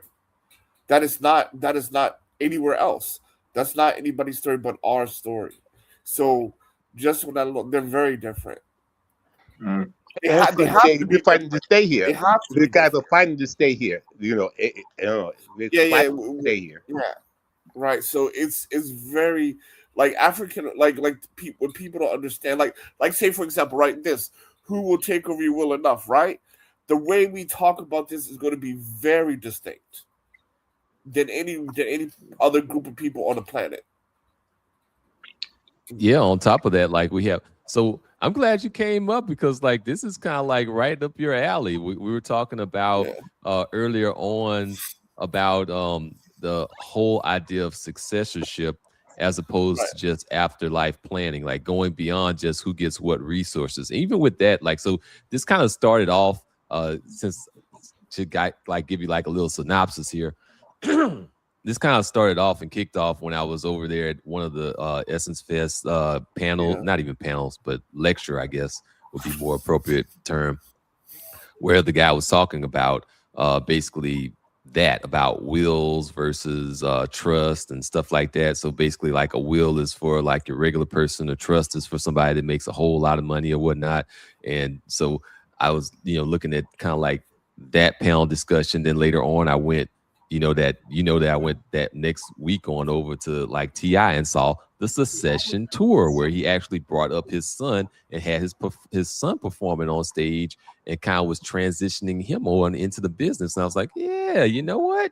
Maybe we were looking like at this too narrow, and we're looking at this in terms of resources instead of looking at this in terms of mentor and mentee and transferring on your life's work. And then recently, like yesterday, like one of my cousins passed. So it's like, okay, so now like, okay, let me go ahead and talk about this thing and let's have like this discussion about what it really means to have a succession plan. I think also one more thing to think about is like getting away from this whole idea of being like totally indispensable. Like sometimes like our ego could get and maybe a little bit of worrying about our position can come into play where we want to be indispensable, but that doesn't work so well when you're trying to form a structure and a system and any kind of a mechanism, entity that lasts beyond you. Well, I'm gonna say I wanna say a couple things. Number one, who's gonna take over? Nobody's gonna take over. We ain't got shit to take over. And the little shit that we got that can be take over, the white man gonna take that. So there. Number two, we gotta stop listening to people who are not experts in the field of succession. So when you go to SFS, you listen to these rappers and entrepreneurs and stuff like that. Yeah, that makes sense for them. But the average person working 9 to 5, middle class America, all you have to give over is a home. So there's not a big whole hump to do about that. What really is important is, one, can we get a FBA town like there's in Chinatown? And two, how do we grow a society that goes beyond us? And the thing about it is that we talked about this earlier, this feminine spirit. This thing, like, I'm indispensable, that is a feminine spirit, right? Masculine spirit is we build shit that we're not going to enjoy. There's a very famous Arabic saying: men grow the trees whose shade they will never feel. Right? That's So African, though. even in Roman, right? The manifesto, right? Rome shall be greater for our children's children than it is for us, right? So the thing about it is just that I don't know, when we talk about generational wealth and stuff like that, that stuff is too much of a buzzworthy pink lipstick alleyway, where we really need to be talking about building small boring businesses and living amongst ourselves, hiring ourselves. Then we can talk about generational wealth after that. One point of correction there. So for the clip that inspired this discussion, that wasn't a rapper, that wasn't a celebrity, No, no, that no, no. wasn't. I'm saying the genesis of it all. Because I mean, this is not the first time we're talking about this, right? This has been going around ever since Black Panthers, right? The whole term of being pro-black actually was coined to be black business with Huey Newton, right? That is the original definition of pro-black, to support and establish black businesses. So this has been going on ever since the Black Panthers. Okay. And So in this since we have particular Slim case, it Shady was up here, the thing is, what we're talking about is they will come. They are planning so far ahead that they will actually have their child here so they can have American citizenship, bring them back to China, raise them, educate them, and then be able to send them back to college over here so that Well, they that's can have. changing. That's changing. That's changing. But that's how it used to be. Now they're going to UK and Australia because of the whole MAGA thing, right? But That's why universities are closing. Be like, if you pay attention, universities are closing because they're losing a lot of international students, oh, they love those international fees, and those right? Because, yeah, yeah, international fees are international but students pricey. pay the four mindset times, is 5 the times. mindset is to take over, is to expand, is to grow. You know what I'm saying? So they're planning ahead. They're planning their child's future Yeah, absolutely, already. So absolutely, now they find absolutely. that America ain't might not be the place. They'll go to someplace else that's going to let their kids in and Yeah, educate them. And because foreign international students has dropped by 10 15% from abroad. In China, from 2016 to now, has dropped 30%. Mm. yeah, and they're You not said going to send them 13 to or 30. countries that won't let them get citizenship. They're going to send them to countries where they can get citizenship. Where Well, China's not really. I mean, China people not trying to leave China like that. yeah, I got you, I I got you. mean, But they're trying yeah, to I mean, yeah, expand their power base. Yeah, I mean, yeah, who wants to live that power base? I mean, the only time you leave your power base is when you try to expand your own self. That's like your own individual wealth and and posterity and growth and fame. yeah. Or China, you don't have a power base, so you going someplace else where you can get what you need. So, I mean, that's the only yeah, two reasons people most I mean, when let's say when like the Mali Empire was on and popping, right? People didn't leave the Mali Empire like that. Not like that. Unless you was a trader, yeah, you was a merchant. yeah. But as far as, So, like, I think we need to have more businesses so we can, like, so for example, civil rights. Biggest problem, there wasn't a succession plan. If y'all niggas die, who's gonna take over?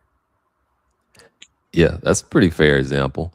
And I guess kind of like another thing, like pointing out, like to Essence Fest, like it is a good idea to pay attention to who's actually on the panel speaking. Like there are the lawyers in there, there's the finance folk there, there's the business people there. So yeah, who's speaking does definitely matter with that. And then with the transition out of it through the civil rights generation there, like there was a whole lot of intervention in there to kind of mess up what people were actually trying to do. So I can't put that all only solely on succession planning, but I can say that that is a part of the puzzle that does need to be put in place. Sure. And and again, right? Uh, who's gonna take on you? You know, you're gonna have to fight your woman for that, right? Because your woman's gonna take it from your children. Yeah, you got to be. That's why you got to have you got to have a woman that's going to be on your program. Man, I mean, she gonna take that shit. Right? You gotta the remember market, that. the market basically, owns bro, that woman. all you Right? basically told me is what I'm already doing right now is, man, once you get your stuff that you're already doing, you got to build families, and you got to do a proper family because you just can't have any chick or whatnot. This is where the necessarily man that not having that quote unquote cultural centers or what do you want to call that, cities or only thing that you own, but in particularly come back to always bite us in the ass because yeah, you may actually build a building, you may be able to build the system whatnot, right? But if the system can't outlast you, then it's limited in its Well, your own wife power. and whoever is if 80% of black men gonna marry black women, so he's going. So when he gone, it ain't. We don't talk about giving it to the kids. It's the wife takes over, right? Yeah, Yep. and that money for her to enjoy herself after you're Yep. gone, not for the kids. Yep. Yeah, it goes YOLO. It goes. It YOLO goes. to your Yeah, dough. yeah, like you know what I mean. It goes straight to her, and you know what I mean. She living it up. She having tacos and meat and hot dogs.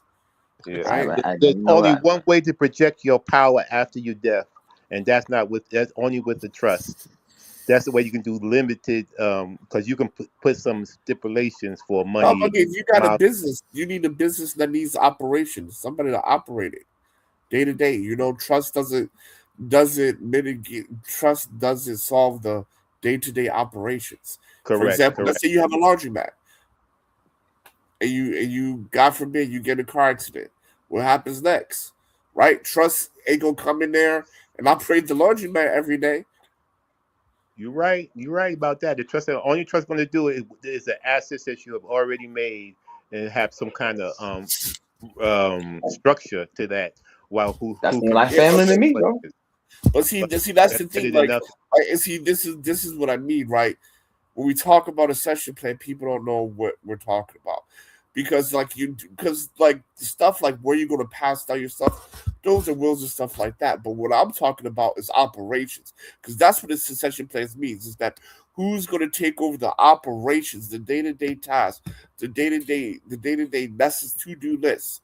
Who's going to do that when I'm gone, or who's going to take leadership and guide and build strategies and missions for the next 25 years and after them? That's what succession really means. It's Yeah, not that's about why you want to have passing a down son wealth, that you can put in that position that can right? take It's over, not that you can like train. trust and all that. Yes, that is transferring of wealth. But when we're talking about with succession, we're talking operations. Yeah, and that would That, be your son if you could train him to take over that operation. What if he's not old enough? If he's able to, well, then you have to. Hopefully he can Well, take over. that's the Hopefully question. if 18. That's why you want to have him Yeah, I young. know. oh Yeah, yeah, but the thing I think was what he's trying to just a moment, if I may. absolutely. What President Trump is trying to say is basically you need to have somebody to operate as a power of attorney, just like in like royal successions. When the heir to the throne is too young to rule, they usually have somebody to rule on their behalf as a regent. So in this case, you need to have like someone you have good faith to operate as power of attorney on behalf of that child until the child comes of age. but the I power don't of know. Every attorney time I is hear the not word going to region, I just go. think of Grand Region Thrag for some reason. I don't know why. A power of attorney is not going to go day to day into your laundromat business, or your That, corner shop, or your that's gas station. that's why you should be a mentor to Family. somebody. Like you need to have a mentee, and that mentee Yeah, should be that person that you entrust with your life work plan. yeah, Mhm. All I'm hearing is family over and over again. All I keep this in my brain to keep hearing is Well, yeah, like granted, like my granddad had what is it? He had a couple sons, right? He had like was it three? Mhm. I think three in total, right? But he had a whole bunch of girls, right? Uh, out of all the ones, out of all the sons, only one actually picked up the quote unquote trade. And I'm like, that ran the business that actually ran that household, which made the $5 million wealth that my family was able to generate.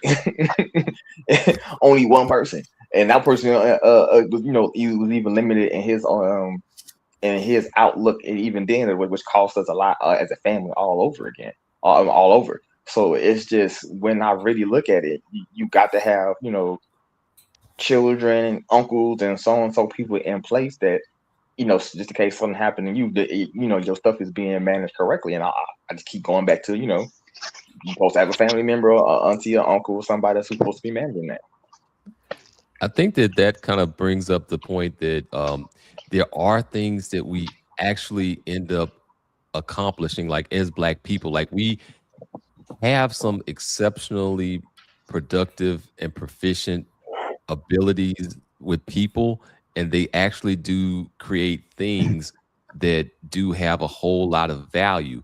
And I I I think that, and it's been that way like for a while now. It's just that we've been kind of subjugated, or some sort of way interrupted, or in some sort of way messed with, to where that stuff ends up like taken away. Like even like with my own family, like your family, my family, like they like at one point, like one part of the family like basically owned enough property to have the whole town, like the whole entire town was theirs. And then like through the through the debate of who owns what in secession, that you end up with the state taking the damn town, like or basically the property that later became a town. Like that's that's what we're Oh dealing with here. yeah, yeah. man, if I could tell you the stuff that my granddaddy told me when he sat down when I got like of age, when he was like, I wanted to buy the property that the Florida Mall was going to be at. Like he previously at one point in time could have bought that property for what he said was pennies on the dollar, right? But it was him and his uncle was which I think was my uncle, his brother. I'm sorry, was supposed to go buy that land, but he had women in there saying, no, don't buy that property, don't do this, don't do that, and so forth and so on. Do you know how much money the Florida Mall is right now in Tallahassee? Nah, but I imagine it's a lot. We talking millions, bro. We talking about maybe hundreds of millions. Hmm. So when I just look at it, I mean, you just got to get proper women for proper family structure building. For me, like I'm just to the point right now. I'm already kind of like out of the game with marriage and shit from that's FBA. I'm already out that game personally. But me, I'm just like, hey, I'm building a family with a hopefully a black woman. That's what I'm still looking for, but of a proper character and proper mindset, because Correct, correct. it all comes down to necessarily what women you got necessarily on your team. Are they actually on your team, or are they actually spies that's actually working with other people? And you got way too many spies on your team, bro. I said Undercover something. assassins.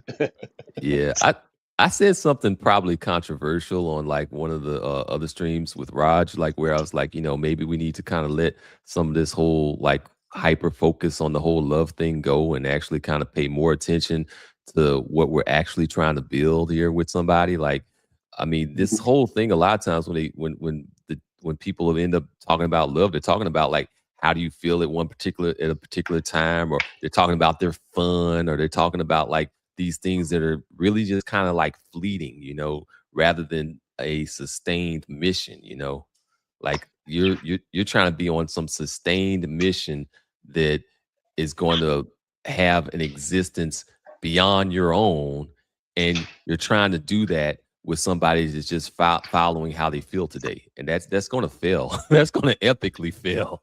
You got to do You talk. something. I mean, you cannot. You need to have the right person who's on your team and has the same, who agrees on your mission and understands what you need to do. The problem, however, is like and I don't know if you heard we listened to last night with BGS on BGS's stream. He talked about that. It's like the issue is sometimes a lot of these women, you can tell a lot about a woman by her friends, what type of friends and she has, and then once they get in her ear, she gonna bring all them problems into your life and interfere and probably sabotage some of the things you're trying to do because she doesn't realize you're trying to do what's best for her and the family.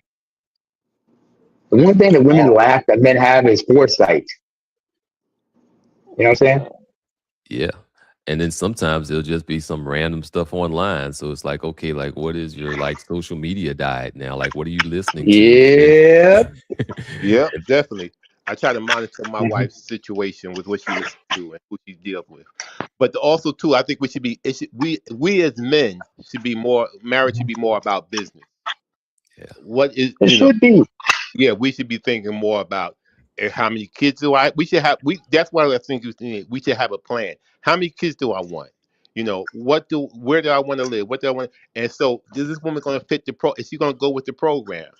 Because yeah, I can't be marrying you if you're 35 and I'm trying to have 5 kids. You know what I'm saying? It's not going to work. The math doesn't work. Absolutely. The math doesn't work. If and if I can't be having a woman out here who's out there in the streets that's known by everybody because I want to have a respectable future, and I want my Mhm. wife to be seen with me, So I need for you to be a I need you to legitimate be lady something. out there. I can't make you something that you aren't. If you're not trained to be that way, or if you don't have that mentality, we can't work. I mean, Yeah. I I mean, can't be with somebody who is. Mhm. Yeah, I hear you. I hear you. But there are trade-offs. I mean, some of them, you want a woman who's like probably a professional career woman, but that comes with its own trade-offs. Yeah, you might not want And you need to a, be a a certain college one. educated woman because you don't want those trade offs. Because that trade off might mean that she's not wanting. Because a lot of you black women do not want to get married until they're in their maybe late 20s, some 30s or 40s, because they just trying to do it on their own. They're competing against us, not working for us. So you might want to get, like I said, same thing with the children. You might have to get a Mhm. younger woman, and then might have to understand: does this woman want to be able to deal with the age gap? Because if you're a woman and you're looking for a man that's established, then probably going to be an age gap.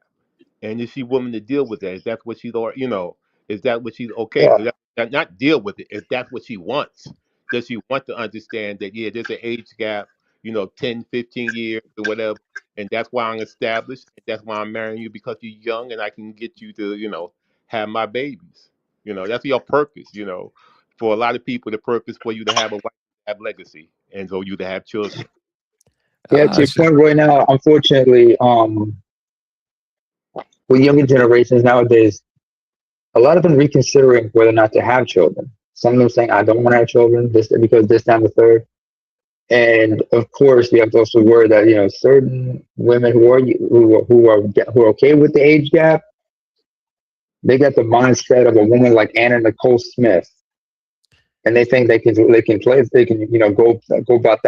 about life that way without understanding how Anna Nicole Smith came out a total loser. Yeah. Because we're talking about a will is not enough right here. And shit, and Anna Nicole Smith. If you guys are in anybody in the Houston area, remember Smith versus it was Marshall versus Marshall, where she had to battle her two stepsons over the will of her late husband, Yeah, and man. she That's lost. Well, yeah, I mean that's the whole thing about her mindset. See, but also you can go Mhm. places where there are age gap relationships, where the mother might be in an age gap relationship, you know what I'm saying. So you can go places where Yeah, that already established that that's how we do things. Things are done like that, and it's accepted. And her sisters are in age gap relationships. You know what I'm saying. it's So normalized. this can make your life easier, and that's why I find, a lot of guys have to, we might want to go overseas to find people in that same situation that's been trained and told this is how things operate, this is how things work. Yeah. I mean, Absolutely. yeah. Oh, also shout out to LSXT. I see you over here in the chat. Well, in the Lost. chat there. It's pronounced lost. I think Excuse that me. so I think that they kind of all of these things are actually like related, basically. The type of woman that you choose, uh, and choosing a woman, because you don't want to build your castle on sand unless you're building a sand castle. I mean, honestly, you I don't. hear you. If everything's just kind of like Absolutely. with the tides coming in, like, okay, now the tide comes in and now the castle's destroyed. Like, no, you need something stable. You need to build on something stable.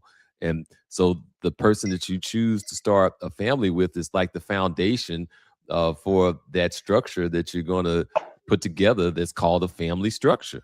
And then if you want to have like a family legacy, then you're going to build on top of that family structure. Oh, there's LXST, law. Yeah, it's pronounced lost. He Louse. explained that to it for us. Got it. I also think also it's just like, you have to also know the mindset of the person, not just the mindset of the person, but the family background they come from.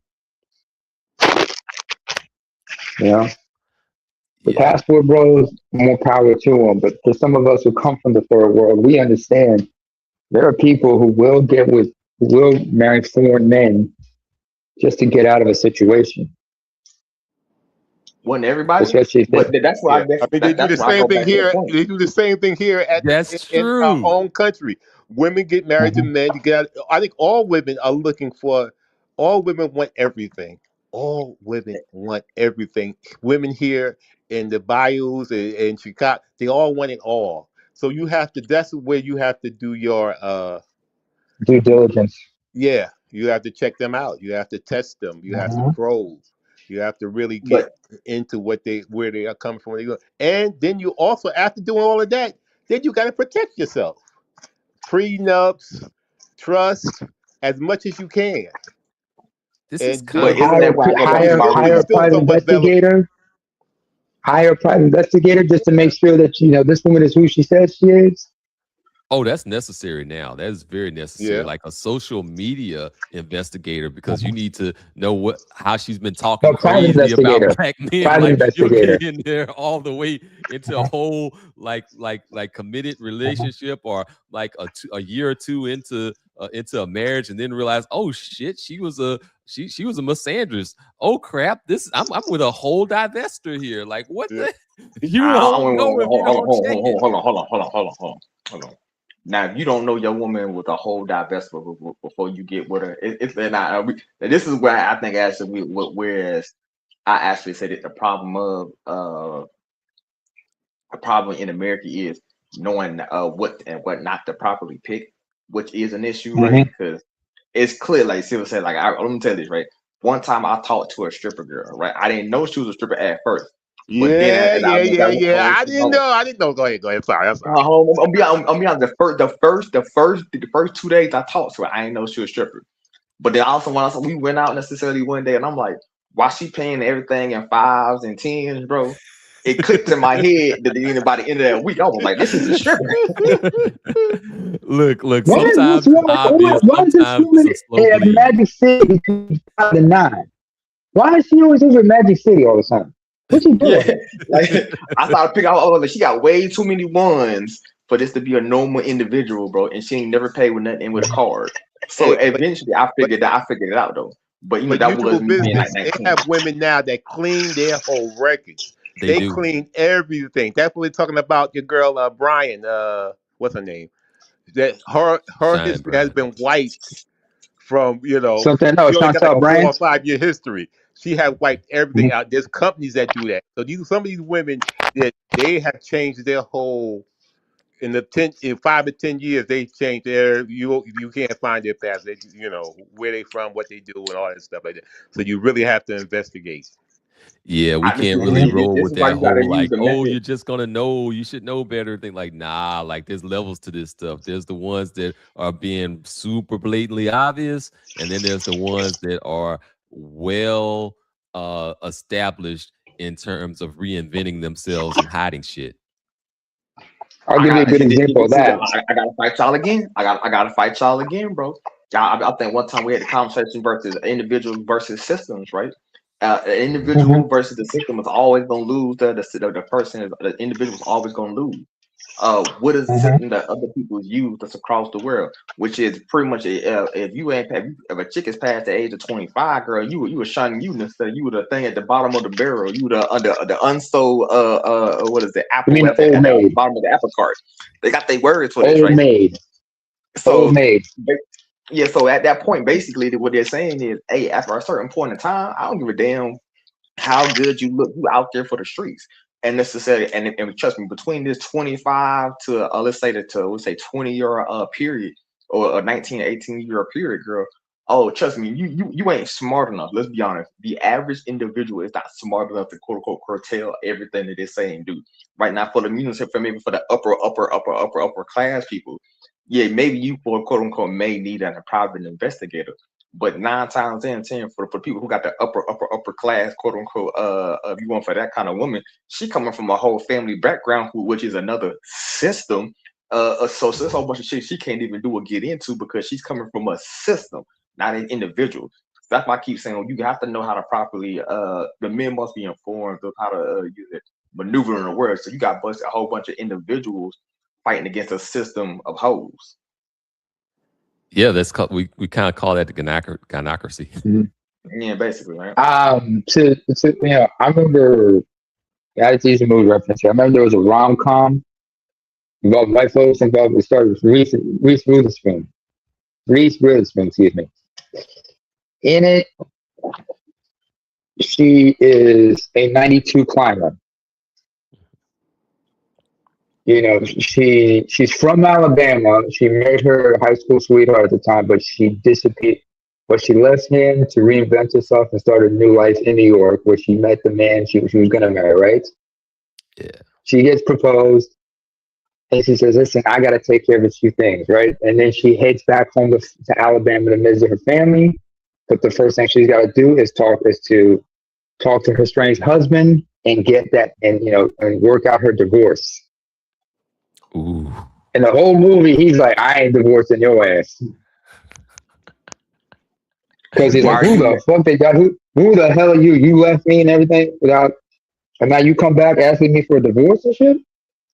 The fuck is this? And she lied that she's from, and she hid the fact that she's from the South. She changed her accent and everything when she relocated to New York.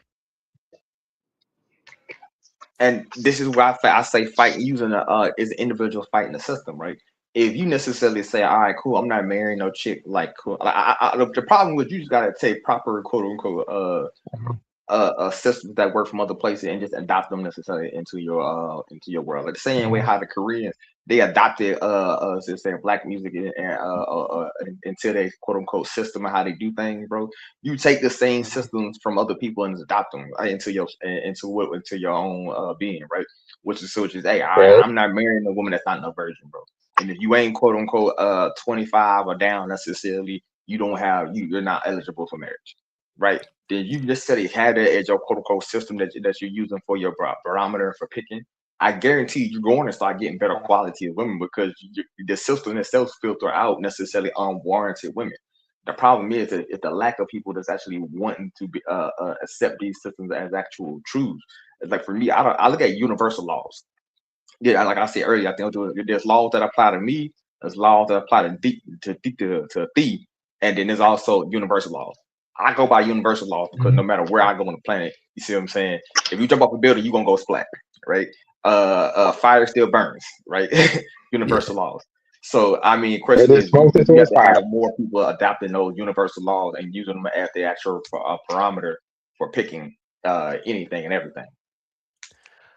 I think Mhm. that there's some things that make sense in general, and then Yeah, we gotta just do those background checks. You gotta do those, even a criminal background check sometimes, because like you saw what happened to poor Tigger, you know, like Mr. Tigger, Hey, Mr. Tigger. hold on. I'm gonna ask you a question, right?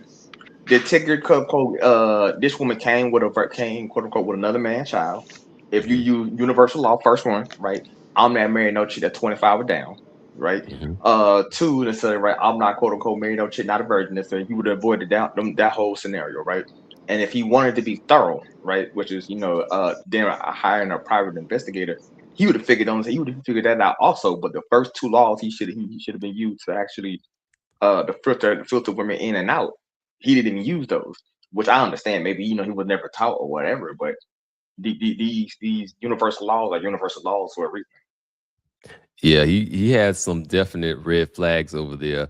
But on top of all that, he should have done also a criminal background check as well, because like that lady had that whole entire missing kid and stuff, had active warrant for her arrest. Can you imagine a multi-millionaire guy getting with a lady who has an active warrant out for her arrest? Like, uh. Dude, I remember there was a white lady who lived in a suburban part of a certain state, right? Yeah. She was on the FBI's most wanted list because back in the 70s, she was part of one of those extreme groups had taken part in certain attacks at the time. Ah. She disappeared. Her family had no idea about that her previous life. She had disappeared and became like a suburban soccer mom. Mhm. By the time that FBI found it, it was too late. They said it's over, and her teenage daughters had no idea about who this other woman was. They never knew about this past. And it's not enough also to do a criminal investigation. You also want to do a financial investigation because you don't know if these women are coming to you with certain debts Ooh, that are unpaid. yeah. Yep, $500,000 Student, I worth mean, of debt. there was a guy who after he married his wife, was it sometime he married his wife? He paid off some of her debts. After her debts were paid, her debts were paid off. What did she do? She Left them. divorced him. Yeah. Mhm. She divorced him See, immediately. I'm like, what the hell? so this is where I get into like, and maybe I should bring this up on a later live stream, but like Mhm. there's levels to our interactions with the ladies basically. So we end up getting sold like kind of like two sets of games basically. We have the Yeah, superstructure game and then we have the substructure game. Like the substructure game is the romance game. So then the romance game has these different like romance rules, but then these romance rules are kind of disempowering to men. It's like, oh, why don't you open yourself up, and why don't you do this and do that and do the other? Hey, supply and provide for me and stuff like that. Or hey, I have this debt. Can you help me out with this? And okay, so you go and you do all these different things, but then on the superstructure, there's the power game. So so the things that you're doing in the romantic game can kind of conflict with the superstructure in the power game, where you end up disempowering yourself, and then as you disempower yourself, you end up getting resentment. Like resentment is what you get for a lot of these different things that you might be doing for the lady. I And have a question. Have y'all ever heard? I read the book, the laws of the 48 laws of power. I've heard about it a lot. I haven't gotten around to reading it yet. It's a good read. Literally the first thing they say is everybody wants power. Man, woman, child, bat, cat, dog. Everybody wants power, right? When I first remember reading it, I was like, oh, do kids really want power? They do. They want the power to say, Daddy, I want to get this candy. When they whine, quote unquote, they want to be able to get what they want.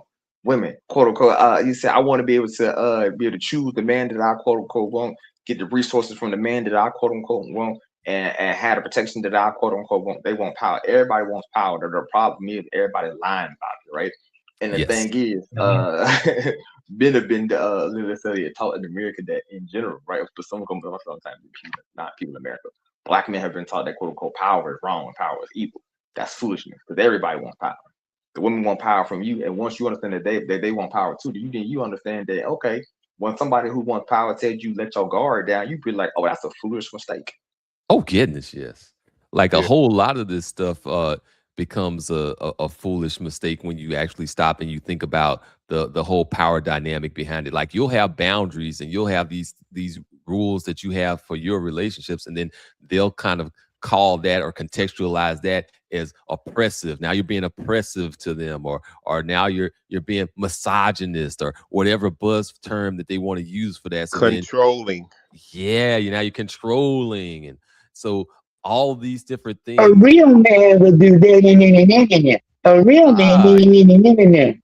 yeah, a real man would be your footstool so you can step on him. So then, like all these things, like transgression is how you actually end up displaying power. It's when you say, okay, you have this rule, but this rule does not apply to me because I'm an exception. And so that kind of yields its way into getting more and more and more power. That's how you win an actual game. Like we're all in this like capitalist game or whatever game competing against each other, but the easiest track to winning a game is actually to cheat at the game.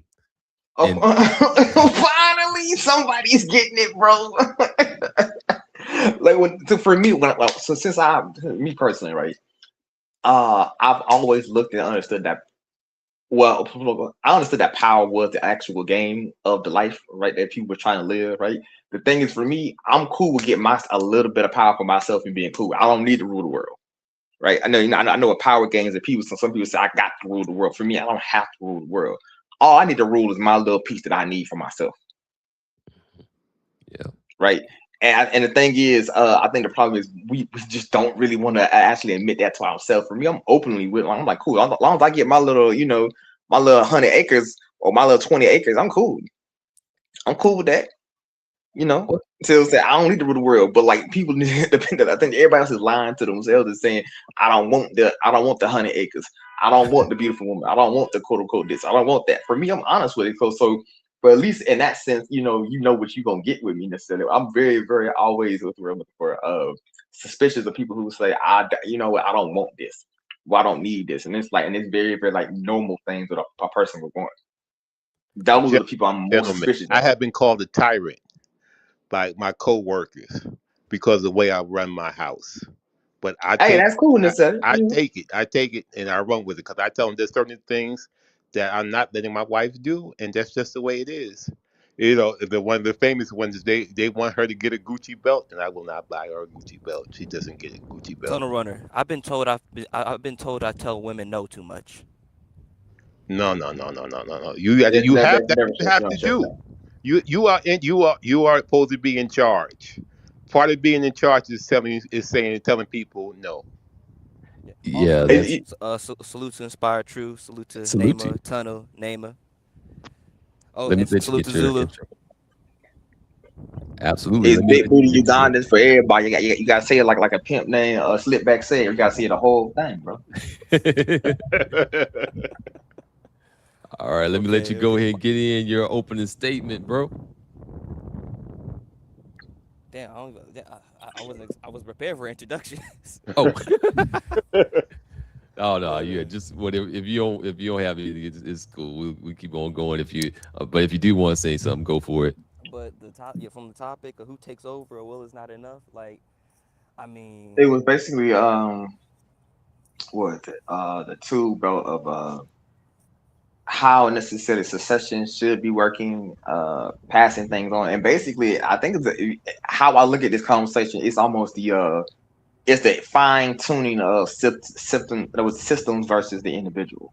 I mean, it And works. basically, this is like the fine tuning of the system in the sense that how do you pass down this? How do you make sure that the person that's going to be best for the job to keep the business alive, that everybody thrive and eats off of who we put in that position and so I forth think and we're so on. too clung to the concept of bloodlines pretty much because when you look at different systems, look at cultures and different things, like Japan, like if they don't have children, they will literally adopt somebody and pretty much raise them and condition them to take over their company or their business. So I think there's different multiple facet ways to like come at it, whether it's through children, whether it's bringing in somebody into your system who you trust, or like someone that you brought up or like conditioned or trained to take what you built. And literally in Japan, like literally they give up their old last name and take on the person's last name who they're inheriting their business, their wealth, and all their belongings. Yeah, that I, you ties know, into what I was talking about earlier when I was talking about having a mentee, like being a mentor to somebody. Like your mentee is going to be the person to pass on your accumulated knowledge in your profession or your accumulated uh, goals in your business that you're trying to develop. I mean, think about it. The way that men interact with boys, like, we don't only raise our children per se. Like, we raise a lot of people's children per se without being taken on the stepdaddy role all the way. But there's a lot. Like, I have a lot. Like, you could say, like, outside of my biological father, I have multiple fathers in a way. Yeah, that's kind of the way that a lot of people look at some of the coaches. Like some of the coaches are kind of providing a little bit of that mentorship role, and so they have like kind of a lot of kids that they're influencing. Yeah, because AB will troll, like, because people, like, when people go against BGS, they be like, "You're wrong, daddy," but in a way, like, BGS is kind of plays a father role in some in our lives in some type of way. On top of that, he's an elder, so he kind of oversees all the men in some type of capacity. I can definitely say that's probably true, bro. Because the amount of people I came with, that I see that come up here just to challenge BGS and be for the minorest infraction, he'd be like, you know what? I think this may happen on Tuesday and happen Wednesday. They'd be like, oh, see, BGS, I knew you was wrong. I was waiting on it. I'll be like, bro, you seem like you was spending your whole life coming here for this one moment to say he was wrong. I'm like, bro, go calm down. An aha moment. An You know, aha moment. Finally, you know, I finally got my moment to say this, to wag my finger. I'm like, bro, you something wrong with y'all. you know what? I mean, but go ahead. I think Yeah, I was that gonna say. I think KS Kevin Samuels was Mhm. a father figure to a lot of guys because things about what Kevin was. He was outspoken and was bold. You could have a father, a good father, and stuff like that, but they were just not the quiet type. And they just wanted you to do as you saw them do. But Kevin Samuels was a person who projected strength and showed you how to be a man without being apologetic, being out there, go out there and get what you got to get and get it done. And some of the things that especially women trying to keep you from not being strong and bold about it. Yeah, that's absolutely true. I think that there's a lot of stuff that we can get from people and like there our mentors are definitely some of the people that shape us. And then even with fathers, like fathers will get some stuff right, fathers will get some stuff wrong, mentors will get some stuff right, mentors will get stuff wrong. But overall they'll tend to be like kind of right about a lot of stuff. And you don't really need to be going and just kind of like saying, "Oh yeah, daddy, you were wrong about this," like that. That's kind of like a childish thing for the most part. Like, I know that there's gonna be stuff that I 100% disagree with BGS on, like 100%. Like, and I could go through and say, okay, you go and you look at this data over here, you go and you look at this trend over there, all that. Let's talk about the millennials. Like, nah, we have way more competition than other generations. We have a whole lot more to deal with in terms of getting this educational basis. Like, you go and you look at the literacy rate in the past and literacy rate now. You go and you look at the Flynn effect and IQ and blah blah blah blah blah. And like that whole thing will get real long, real quick. But instead of going, You know what? and, You know what it doing all is? of that, I'll just go ahead and just say, you know what? I'm just gonna do this whole sidebar thing and just never even bring up the name up. You know what it is? It's not like what a woman would do. No, not what like a child would do. It's what a woman would do. I've been waiting for 6 months for this motherfucker to finally slip up, so I can actually try to gain some authority, right? So I can actually wag my finger and say something. So he been right for 15 years straight, but you put a little bit too much salt in the quote unquote eggs today. So now I'm trying to blame you for this shit. It's what a bitch would do. Yeah, just eat the fish and It's spit out the nitpicking. bones. Just eat It's the called fish. nitpicking. It's nitpicking, but everybody is going to nitpick about this, that, and the third. And yeah, and I remember back in that day when BJ started doing the streams, there were a couple of times where he would slip up here and there. Mhm. And we'd be like, oh, watch yourself, sir, watch yourself. Just letting him know, yeah. I mean, because there's certain because he's still because even as well versed as he is technologically speaking, he still has a lot to learn. We all have to learn, Oh yeah, everybody's and fallible. everybody has their strengths and weaknesses. There's a lot of people his generation who are not the most computer tech savvy. He's always been tech savvy at some point, but even he'll tell you like sometimes this shit evolves too fast for his capacity. Just like for a lot of us now, technology is advancing so fast it leaves our minds boggled at times. We're like, can you slow the fuck down and let us catch up?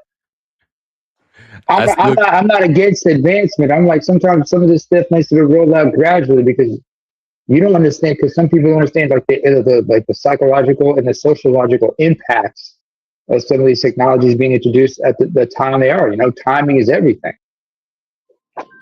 And back to the conversation, and tying this back to the conversation we're having,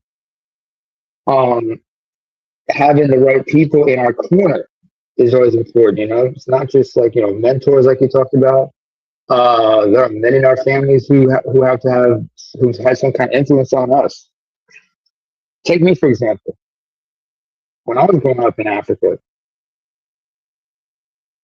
one of the groundskeepers at my old high school was somebody I used to interact with. He was a diminutive little man, but outside of being a groundskeeper, he was actually an abbot. This man was an abbot, not a priest. He was an abbot. And I remember one time he just sat me down and he was telling me some stuff. He was explaining to me like some biblical stories, and I was paying close attention because I realized, okay, he's trying to tell me something, but he can't just outright tell me what it is. He's got to give it to me in a parables for me to figure out. Certain teachers, they're going to give you a certain saying, and then you got to figure out what do they mean by that. Oh yeah, there's that, and then there's also applying it to your own lived experience, because the lived experience in the 1960s is not going to be the lived experience in the 1980s, which is not going to be the lived experience in the 2020s. Like, you're going to have some things that fundamentally changed. You're going to have some things that might have technically changed. So that whole paradigm of like, oh yeah, go to school, make good grades, get great job. Like, nah, it doesn't really work that same way anymore. Now you have another transition. And to your point, does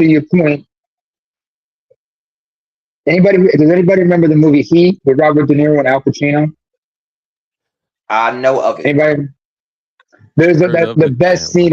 The best scene. My favorite scene in that movie was when De Niro and Pacino were just sitting at the same table, and they were having their battle, but it was through conversation.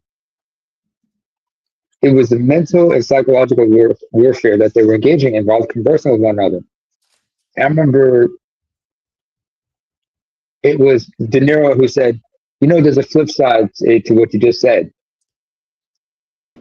That phrase is always I've taken with me at all times, because when I hear somebody give me some piece of advice, I understand there's always a flip side to that coin. Yeah. For example, there's an old saying. It says, "Young men do not see what old men have experienced." The unfortunate flip side to that coin is old men cannot or will not comprehend what young men are currently experiencing. Yeah. Because because to your point, what they experienced and what the older men experienced when they were young men is not the same lived experience as a young man now. There are certain similarities. There are some universal truths, but the era they live in is completely different. The Right. technology, the social structure, everything is different, and it's sometimes and this is how you get the age gap. I remember I always want to say this to older men sometimes when they don't comprehend why the young people are the way they are. I said, "Welcome to the other side," and they look at me like, "Other side of what?" The other side of the age gap, the generation gap, sir. You We know what all that kind of experienced reminds that me of? twice in our lives. You know what this remind me of? Go It ahead. reminds me of a saying that I said, basically I told myself, I figured out, right? A person is a Mhm. sum total of his life and the experience of the other men around him and the information he has access to. That's the Absolutely. subtotal of a Mhm. man. The information that he knows necessarily, the information that he can acquire to through reading or whatever, and the men that Right. he has around him, right? That is and will make and break the individual man that you quote unquote have, or shape the individual man that what he will become. Mhm. And unfortunately, some people don't realize it until it's too late because let's not forget Oh no, they that understand it level though. of conscious. I think they understand No, it. you want no. Hold on. I'm sorry. What's the whole name again? Oh, big You know, booty big booty Ugandans for Ugandans for everybody. everybody. For everybody. Big booty Louisiana's for everybody. I think you got now you got the enunciation of it right, I think. I'm sorry. I'm looking at this brother. I'm looking at our brother here to realize that, especially the way he laughing and everything. This motherfucker was a pimp in a previous life. This guy is definitely a 70s pimp from a previous life. Where he be laughing and everything. He carries himself. Hey God man, bless your ministries, brother. God bless your ministries. That's what I'm going to say. God bless your stables for that matter. hey man, hey bro, you So know what? I'm not gonna say nothing because I'll be watching the videos you of can't old be mad interviews. at that. You can't be mad at that. You Hey can't be man, mad at that. But anyway, I was going to say, there's another saying that comes to mind too, because we're talking about mentorship and everything. My father, may rest in peace, who was a boomer. He grew up listening to Motown, to James Brown, Isaac Hayes, everything, right? James Brown was a mentor to a lot of people. He had a saying where he said, I taught them everything that they know, but I didn't teach them everything that I know. You gave them you just gave them the foundation for them to build on. But eventually, it's like when fathers raise their sons. You're always going to be your father's son, but eventually you have to become your own man. You can't be a carbon copy of your father. Eventually, you're going to have to be like, and yes, people will compare you to your father, but eventually you got to come into your own. You got to be your own person. You got to chart your own path. You carry his legacy and the legacy of the men, but while creating your own legacy and pass it on to your sons and whatnot. But each man has to understand you are your own person. Yeah. I mean, I think that I guess I could think of it in terms of like a family recipe. Like you get a family recipe from your dad, then you add a little bit more seasoning on there, and now you put your marinade on there, and now you put that on and grill that up, and then your son he puts on his little seasoning on there. Maybe he wants to throw in some oregano, and then then the next one, and then the next one, and then that whole thing eventually just becomes the family secret recipe, but it Yeah, still has a core base to it. and Inspired Truth, what we're really talking about, all of this stuff comes back to one thing. It all comes back to one thing.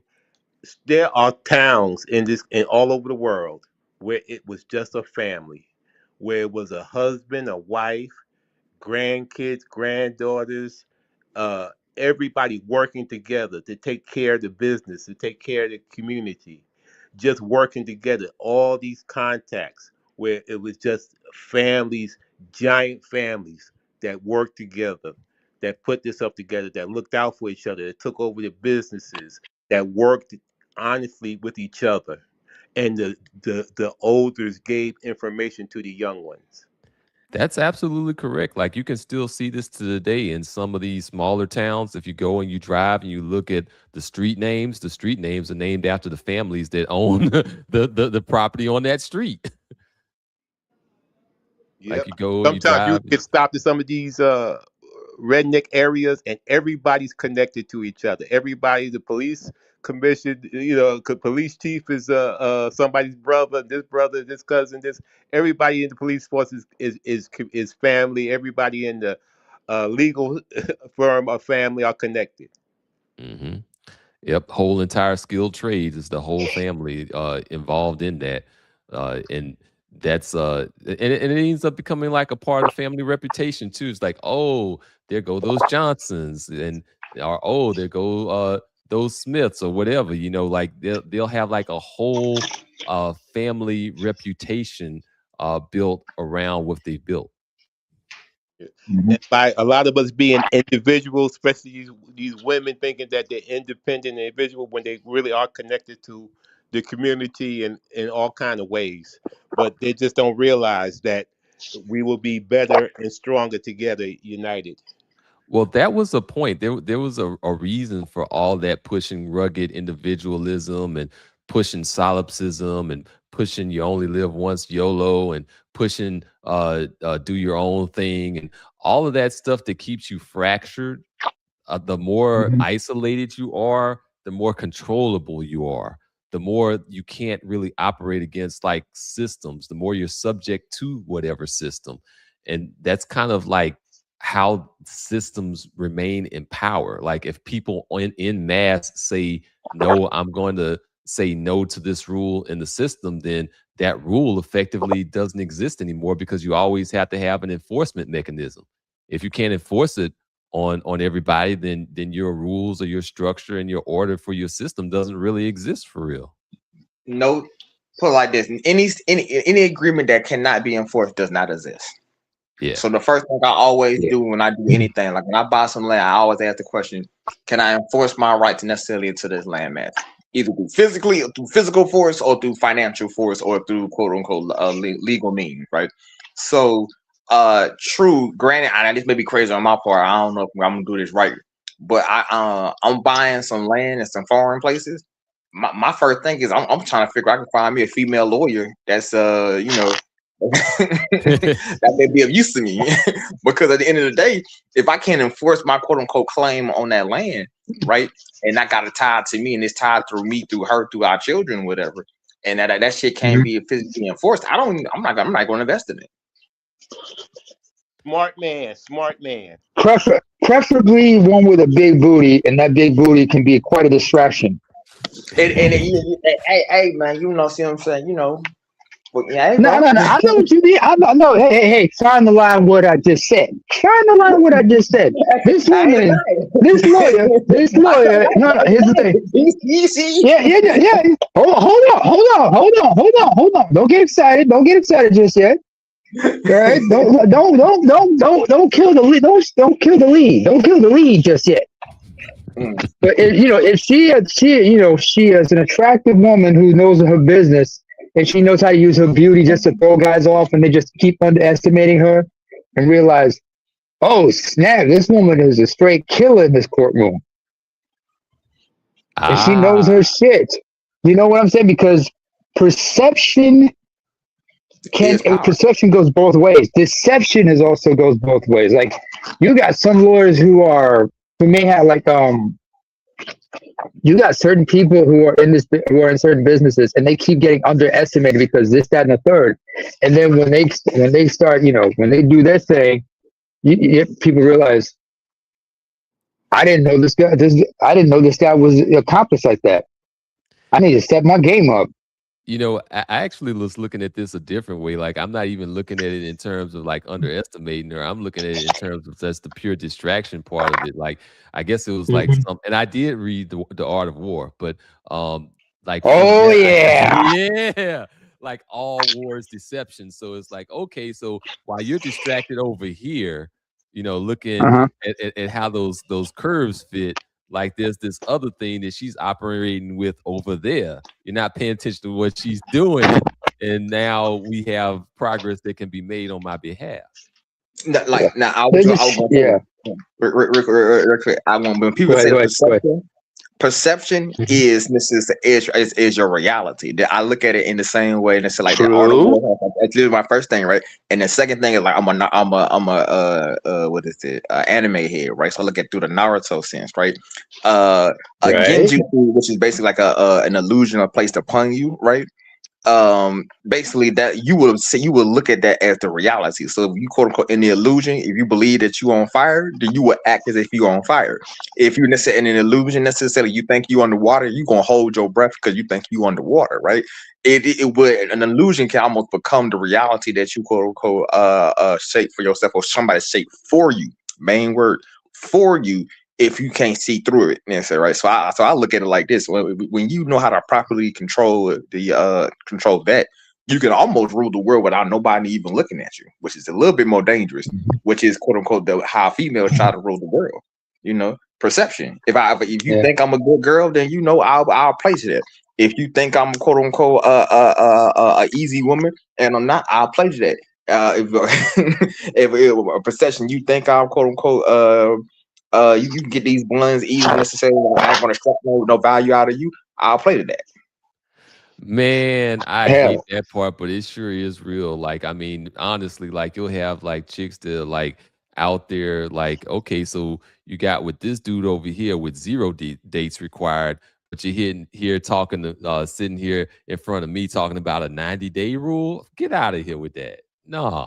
The power of perception. If you believe that necessarily, like see what I'm saying. Every hoe want to be treated like a housewife, bro. But you Well, can't to make them into housewives. They want no, not treated like a housewife. A lot of No, no. women want to be treated like ladies. But here's the thing I've said, and I mentioned this to you, fam. By the way, before I continue, big booty gun is for everybody. I just gotta remember, when it comes to the whole perception and with your name, we got to take it back to 1990-91 when Bill Bell DeVoe had a song called Poison, because in that song, they told brothers, never trust a big butt and a smile. Always got to remember that. But, what was I going to say? Certain times, when some women try to play that game with you, sometimes you should look at it like this. You say no, or you can roll with it. But you got to flip it on her. You have to flip it on her sometimes. Like if she says, I got a 90-day thing, you got to say, yeah, all right, cool. But understand, since as you have a 90-day rule, I also have a 90-day rule as well.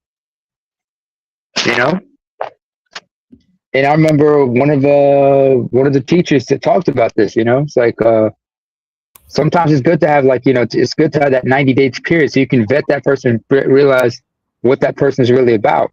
And you can figure out within the first 30 to 45 days, you'll find out, oh, you're not really what you think are. This is all act. Yeah. Okay. oh yeah, go ahead. Let's get Slim in here. Hey, All dude. right. So I'm just hopping in at the tail end. So if I apologize if I'm off the mark. If I'm off the mark, please let me know. But I do agree you should take things slow because you definitely want to do a herpes check. So you should be kissing bitches in the mouth for first month because you want to check that little area. Because remember, 1 out of 4 got some. But with all that being said, if she's putting rules on you in a relationship, the best thing you can do is walk away. Right? If she's putting rules, because 2 things. One, she is so ran through that now she got to put legislation on that honeypot. Or she's just not that into you, brother. Yeah, she's not that into you, bro. Yeah, both of those are real key points both there. of those are bad deals. Both are Both bad of deals. them. It's either or it's and both. So it's and or. It's an and or situation, you know. A Both lot of of these them. women, they ain't talking. What they're talking, if they've Yeah. been out there, you talking about. We talking about sometimes. If you a virgin, if she's a virgin, Well, that's different. That's yeah, different. that's different. If Then this they is talking on about these 90 days religion, in if this it's on princess religion treatment. and Then morals, you could then give them that, all of that. But yeah, after yeah, that, yeah, yeah, once they're yeah, not a virgin, yeah, yeah. forget it. All of that stuff is gone. But That's only if they're a totally, virgin, you're talking about these 90 days and yeah, that's about totally. taking them out, to these kind of dinners. But if they're not a virgin, then no. Well, And if they're well, a well, Yeah, young how, and virgin, that's then why, yeah. well, I remember, if you can bear with me for a minute, brother. I mentioned one of the field marshals, Ron Wills, one of the most respected voices in these spaces. He talked about that. He said, like, if this ever wants to try that 90-day thing with you, sometimes you might want to experiment a little bit by going with applying your own 90-day rule with her. She'd be looking at you like, 90 days, no nothing. I said, yeah, okay, cool. I get it. You're right. And then when she wants you to spend some money on her, you go look at her. Sorry, but I don't think you understand. Just like you got a 90-day rule, I got a 90-day rule. Just like you are a born again virgin, I'm a reformed trick. I kind In of fact, to the point that. Okay, go ahead. So Mm-hmm. okay, so if she like whatever morals, whatever like that, because the thing about it is, man, we don't want to pressure people. We don't want to pressure women. We want to No. respect the decision making. I'm not I saying you're believe not. in pressuring people. I'm not saying you're not. Like, but the thing about it is, you have your boundaries. So if Mm-hmm. you're just not in line, you're just not in line. Walk away. But when it comes to Right. like if she's a virgin, she never whatever, she's waiting for marriage, then I absolutely respect that. Respect that. Actually, in all of it, respect all of it. But it makes more sense if she's waiting for marriage. Then yeah, that makes more sense, right? But you definitely have to expect if she's a real virgin or she's a Catholic virgin, right? Because there's a difference there. Yeah, let me get into this one here because you actually hit the nail on the head with something that I've noticed, like that's just I've seen in life. Like the more extreme they are with these prohibitions, the more wild they were at some point. Like Absolutely. it's Absolutely. like if they're talking about like a 90-day rules, like, oh, okay, you were a super freak. If they're talking about like that they had to go on this celibacy journey and they're in their celibacy journey, it's like, oh, okay, so you were giving box out to everybody, like you were the neighborhood doorknob, like everybody gets a turn. Like that's what it was. Like She was a public bike. She was a neighborhood bicycle. Yeah. And Yeah, then, if and she's then on her celibacy journey, bodies. if she was on her celibacy journey, bro, walk away. Just walk away. Mm-hmm. no, run away. Because when you get to that level, that means you did something so extreme that you just had to cut it all the way off. Yeah, exactly. Exactly. You did something that even you was like, oh my God, what the hell's going on? Right. And that's to your point, I think I gotta mention this, and this is relevant to this conversation we're talking about, like born again virgin, all this. I just gotta mention one medical procedure, and y'all know where I'm going with this. Oh, I already know. Hymenoplasty. Yeah. I don't think a lot of people know it. There are people who do know, but it's very popular in Kazakhstan. Very popular in Kazakhstan. But bro, all the Arab countries, no, like trust me. When I tell you, I got a few friends that live in I think it's somewhere T. It's in North Africa. Tunisia, right? In Tunisia. Tunisia. Yeah. There and what is it? What is it? That in Egypt, right? I got a couple people that I actually know there, right? And a couple of girls, and they be telling me that it's so funny because I'm like the outsider or whatever. They just be telling me, oh yeah, I know so and so girl did this, and she got a rhinoplasty here. Like, you see what I'm saying? Like, he's like, it's a whole family. They went out goddamn doing this and that, and they mom and the aunties went and took them to do this. And I be sitting there like, really? Sometimes it's good to be the outsider because sometimes you get the inside scoop being on the outside. Mm-hmm. Oh yeah. Yeah, I mean, to your point, man. I mean, because I grew up in that part of the world. I grew up like on the peninsula, on the Arabian Peninsula, on the GCC side, and we knew about some of this stuff, but it wasn't just in those countries. You know, you see a lot of. You go to Latin America, a lot of folks a lot of those folks. You know, some of them who can afford to do it, they get those surgeries, but they get it on the sneak because not even their parents know. You know, like for example, some of them be saying like, "Yeah, I'm going to be visiting, you know, my cousins and this place, this, you know, I'm going to visit my cousins here, and you know, for some things for the wedding." And lo and behold, they went and get that surgery because that surgery is a cosmetic surgery, and it's like an outpatient thing. I And remember doing some my men research, will not, and and some and countries and, will and in not the marry you NYC, unless you are, unless you yes, have that. in Yeah. NYC, yeah, and you know, if you go to NYC, they'll tell you some you know private clinics where they do those type of procedures. And they'll tell you that most of their clientele they come from not just from the Muslim world. Some of them come from the Catholic world, like you know, like the DR or other parts of Latin America where you know Catholicism is deep, and they got to protect it. They got to protect their reputation. But it's fraud when Mormons they do too. that shit. I, Mormons, Yeah. oh, Mormons are wild. oh man, Young No, one, but Hey, because like you have. bro. they Oh, be hey, doing everything else but that. Sometimes they doing everything else, but still, I still shows a little hmm bit of respect and a little bit of God fear. At least they I doing don't. hmm something. At least they No, trying to do something. It's better no, than no. what the other way is to say they just don't care. They ain't doing nothing. They just out there like at least they trying to. At least they got some kind of. They trying to hide it. They got some I shit. No. you got a good point there because like at least you can say that they have the capacity for shame, like the Yep. capacity for it, like that does exist there.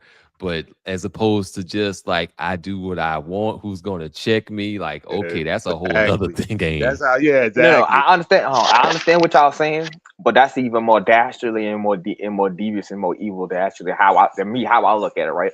For me, I like my evil people evil. I like my muha villains muha villains. Right? The most evil and the most hardest villain to quote unquote tackle is the one who actually can almost convince you that what he doing is right. hmm I I think that though, like our Muhaha villains, like they are still devious though. Like they are still lying. They are still hiding that they're Muhaha. There's just like different levels to like Muhaha. There's Muhaha, and then I'll also take you out and feel nothing about it versus Muhaha, but like should I really be doing this type deal? You know? Yeah, because I Like think if you get to that point, they all are, and so you want nobody to deal name with this because name, everybody got some name evil. this name this got a point, but I mean I'm sorry, usual got a point. Like it's better to do with people up front, but the women here, like who gonna check me? Their shit is just so dastardly that the women the women that do cover their sins up, even on their best day, they're not this diabolical. So at the end of the day, it's still worse here because I mean here there's just like no end. There's just like no end to the diabolicalness. No Well, end yeah, whatsoever. well, yeah. That's the thing. I've seen like and thought that okay, well now I figured out this about this chick, so that has to be the lowest that it's gonna go. And then I found out that, and then I found out the other thing, and then I found out the other thing. Like there is no bottom. There's like a bottomless pit of depravity there. Yeah, there's no Yeah, bottom. yeah, She will put nobody. a baby, bro. She will put a baby on you. She, that's not yours. You know what I mean? Like there is no bottom here. I see. No, see Hey, that, that's why I say I stay by my universal rules. Like I see, when I say quote unquote, I'm not marrying no chick that's not under 25, bro. That's not a virgin. And then I can also go through her. What is it? Well, you know, a couple of my rules, but these are some of my base rules that I will take universally anywhere else because universally, them shit still apply every place else. Like I said, you jump off a building in China, necessarily, you still gonna go splat just like you would go jump off a building in South Africa. You still gonna go splat. It's universal rule. Well, I would say this because I mean every culture is different, right? Culture's different. Like right now, like the one like how everybody is breaking up because of fifth wave and sixth wave feminism.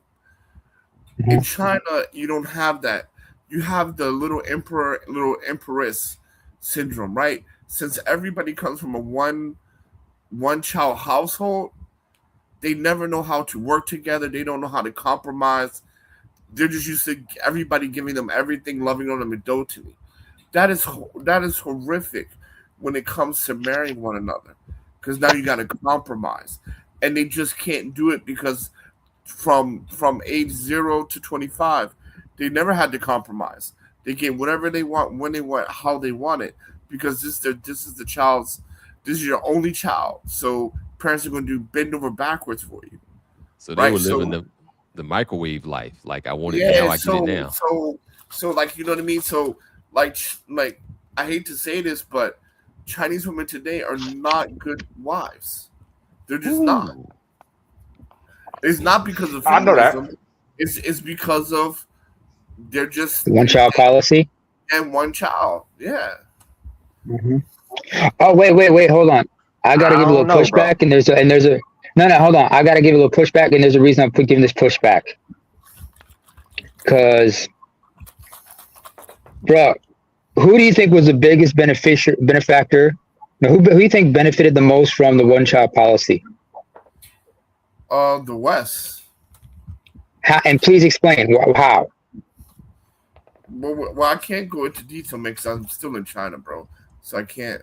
Okay. I'll do it for you. Ooh, I have a The question. one child policy. I forget actually. Like one quick question, like before you get that Okay. in. And then also I'll have to like wrap in about like 5 or 10 minutes. But the question is this, like, is the social credit score in China real, and has it had any positive effect on that dating dynamic? Well, the social. All right, so the social credit score is kind of not that influential at the moment. Okay. It hasn't impacted my life, to be quite honest, and it's not. I mean, yeah, it's a strategy that hasn't really panned out the way it was. And then what was the second question you asked? About what? About marriage? Well, yeah, it was basically if that social credit score had any impact positively on the dating market, any type of way, like with discernment or anything. No, right now, marriages are dropping to ever low. Like, people are not getting married. People don't want to get married because in China, right, you got to understand something. When you get married, right, there's something called the 421 policy. So when you get married, your parents move in with you and you have a child. So not only are you financially responsible for your child and your wife, you're now responsible for your child, your wife, and your parents. That's a lot of pressure. That's a lot of financial pressure. That's a lot of care pressure, right? Wait, so you're responsible for your child. They don't have pets in there? Wait. So you're responsible for the woman. You're responsible for her parents, and you have to No, your parents. Your own parents. The husband parents move in when you have children. So when you have children, your mother and father will come in and live with you, because they'll be the ones taking your daughter or your son to daycare or whatever, right? Doing whatever, right? But household, like food, rent, shit like that is on you. If parents get sick, God forbid, that shit's on you, right? You taking care of everybody, and a lot of children, like, and so you go from being a little emperor, everybody taking care of you, to now taking care of your grandparents and your parents. A lot of people saying fuck that. And on top of that, don't we have to like bring that that money up front for the before getting married? And then on top of that, the bride price. Your parents help you with the bride price. Your parent helps you with the home. They help you with all that shit, right? Like, you're not solo. And in Chinese tradition, it's the fam. Hold on, wait. Hold on a sec. Hold on. How you 20 years? How you gonna tell me to hold on? No, not you. Not you. Jesus Christ, bro. No, bro.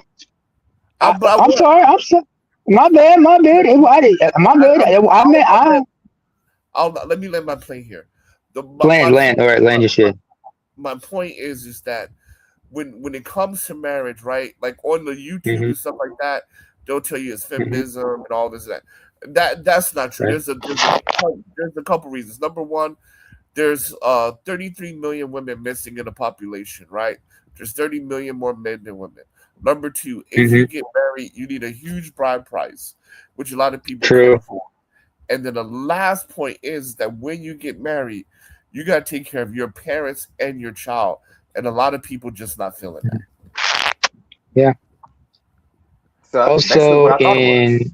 All right, Nigga, you got it, and then usual. Yeah. And now, what name is he under? Is he under now this time? Black Bush. So I'm gonna call him Black Bush. And to Black Bush's point, and to Black Bush's point, I mean, tradition also dictates that it's the groom's family that foots the bill for the wedding as well. Because remember, in Chinese tradition, weddings are a very extravagant thing because it's a social gathering thing as well. Just like in many traditional societies, weddings are a social event. And so you got to foot the bill, you got to pay those bride prices, and do they have also dowries? Does the bride's family also give a dowry as well? The dowry is the bride price. No, actually, wait, that's two different things. Dowry and bride price are two different things. What you call dowry is what they call bride price. So it's just the guy that has to pay. It's just the guy that has to pay, not the. I'm extremely sure. Okay. They also basically they don't have that because like in certain customs, there's a bride price and dowry are two different things. But go ahead. So for example, when you want to get married, if Chinese to Chinese, if you want to get married, you need a couple things. You need a house, you need a bride price, and you need something called a hukou, right? So a hukou is where you get, like, in America, if you want to move to Atlanta, you can just move there. You don't need any identification or anything like that. That says now you're part of the Atlanta's municipal residence or whatever, right? But in China, it's different. You can't just move from Guangzhou to Shenzhen like that without having a hukou or ID, city ID.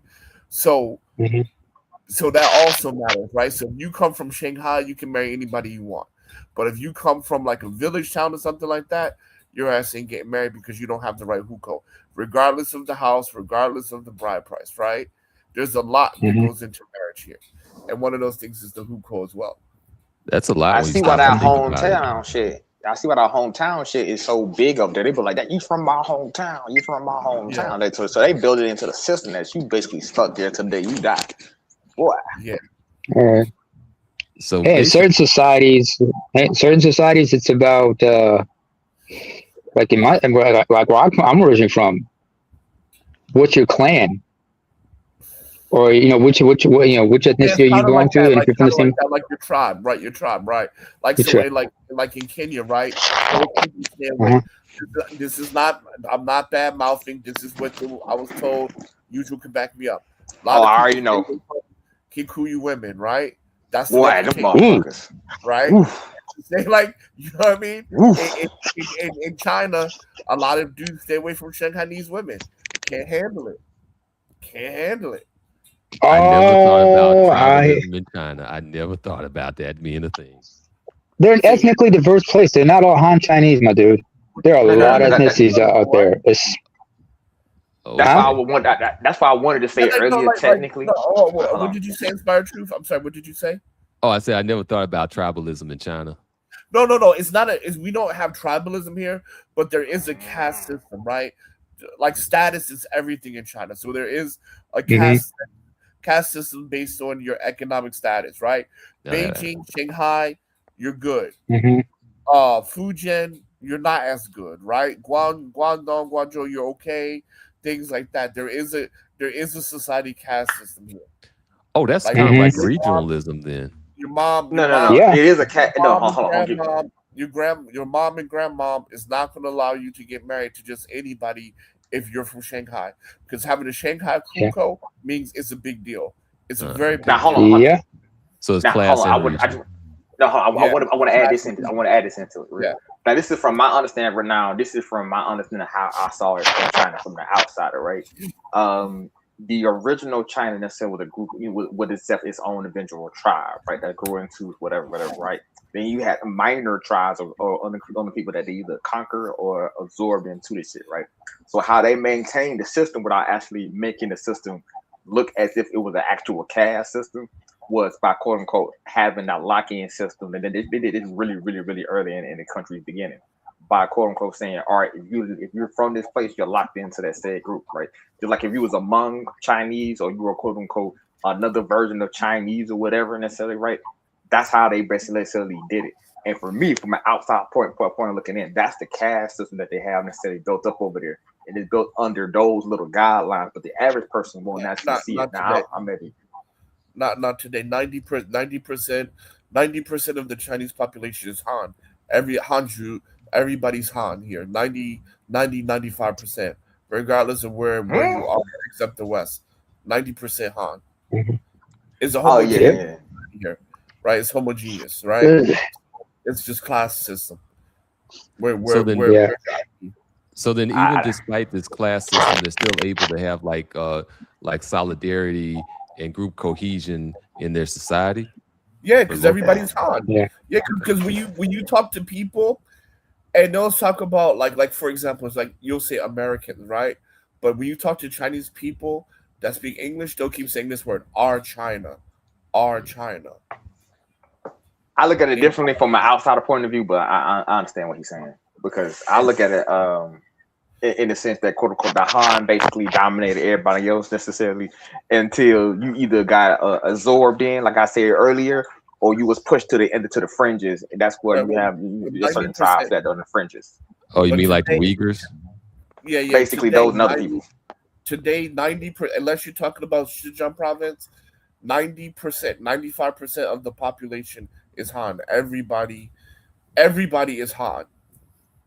Or claims to be. All right, I guess I'm pretty much out of time for the most part. Like last closing thoughts, I guess everybody gets about like 1 minute because I'm gonna have to bounce at 12. It's almost 12. Let me go first. Hey, brothers, protect yourself at all times. Stay strong. Stay positive. Keep it going. Peace. All right. Let's go down. Let's go to LXST. Lost. Lost in the sauce. I think he's lost somewhere. Yeah, he lost someplace. All right. But he'll be found. All right. I guess we circle it on down, going down to Slim. No, I don't have anything. Just y'all take it easy. Yeah, I don't have anything. All right. I guess that goes on over to you, Naima. Well, in the words of Wu-Tang back in '93, you best protect your neck from anyone and everyone. And be careful of the people you trust. That's why they say keep your friends close and your enemies closer. But then I remember Crazy Bone once said, I never keep my enemies close. I always got perfect view of them in my scope. So the art of war, the 38 laws of power, this, that, and the third. Learn and keep expanding your mind and understand the power dynamics in every relationship you are in. Be prepared and always come in with a plan and backup plans just in case. All right, yeah, they touring, by the way. Like the Bone Thugs and Harmony, they're back out there touring. Yeah. Shout out to they just got their they just got their Hollywood Star of Fame recently. Oh shoot, I didn't know that. Yeah, they did. All right, on to you, usual. I was to simply say this. I'm a Naruto head, so I always say understand the genjutsu, right? And the perception is always power. What you believe or what somebody think of you necessarily will be how they actually perceive you. If a person perceives you as almighty, they will come to you with their head bowed. If a person believes that you are weak, they'll come to you with their chest out and saying you that you need to give them something, right? So understand perception and understand how to wield that perception to your advantage, because at the end of the day, perception is power, and the genjutsu can get you a lot of places, man. So That's all I got to say, and I'm gonna go ahead and bounce. Thank you. All right, thank you. Thank you for all of y'all that came up. Thank you for everyone that was in the comments section commenting. Shout out to Landon. Landon's always awesome to see you in the chat, and absolutely wonderful to see Contractor in there. Shout out to you, Contractor. And so I'll just kind of leave it as like my last closing thoughts is that secession is far beyond just who gets your financial resources. Secession is something to deal with and do while you are alive and well, while you have the time to pour into somebody, while you have the time to be a mentor. You absolutely need to be a mentor and do some mentorships and have a mentee. If you want to take, if we want to do something as a group, as a society, we're going to have to actually get into moving forward our multi-generational plans. You can't do that as just being him, like everybody that wants to be him, everybody that wants to have ego, everybody that wants to be indispensable. You have to have something, some goal that goes far beyond you, where you're not just the man, but you're the man with a plan, and the main goal and purpose is the plan.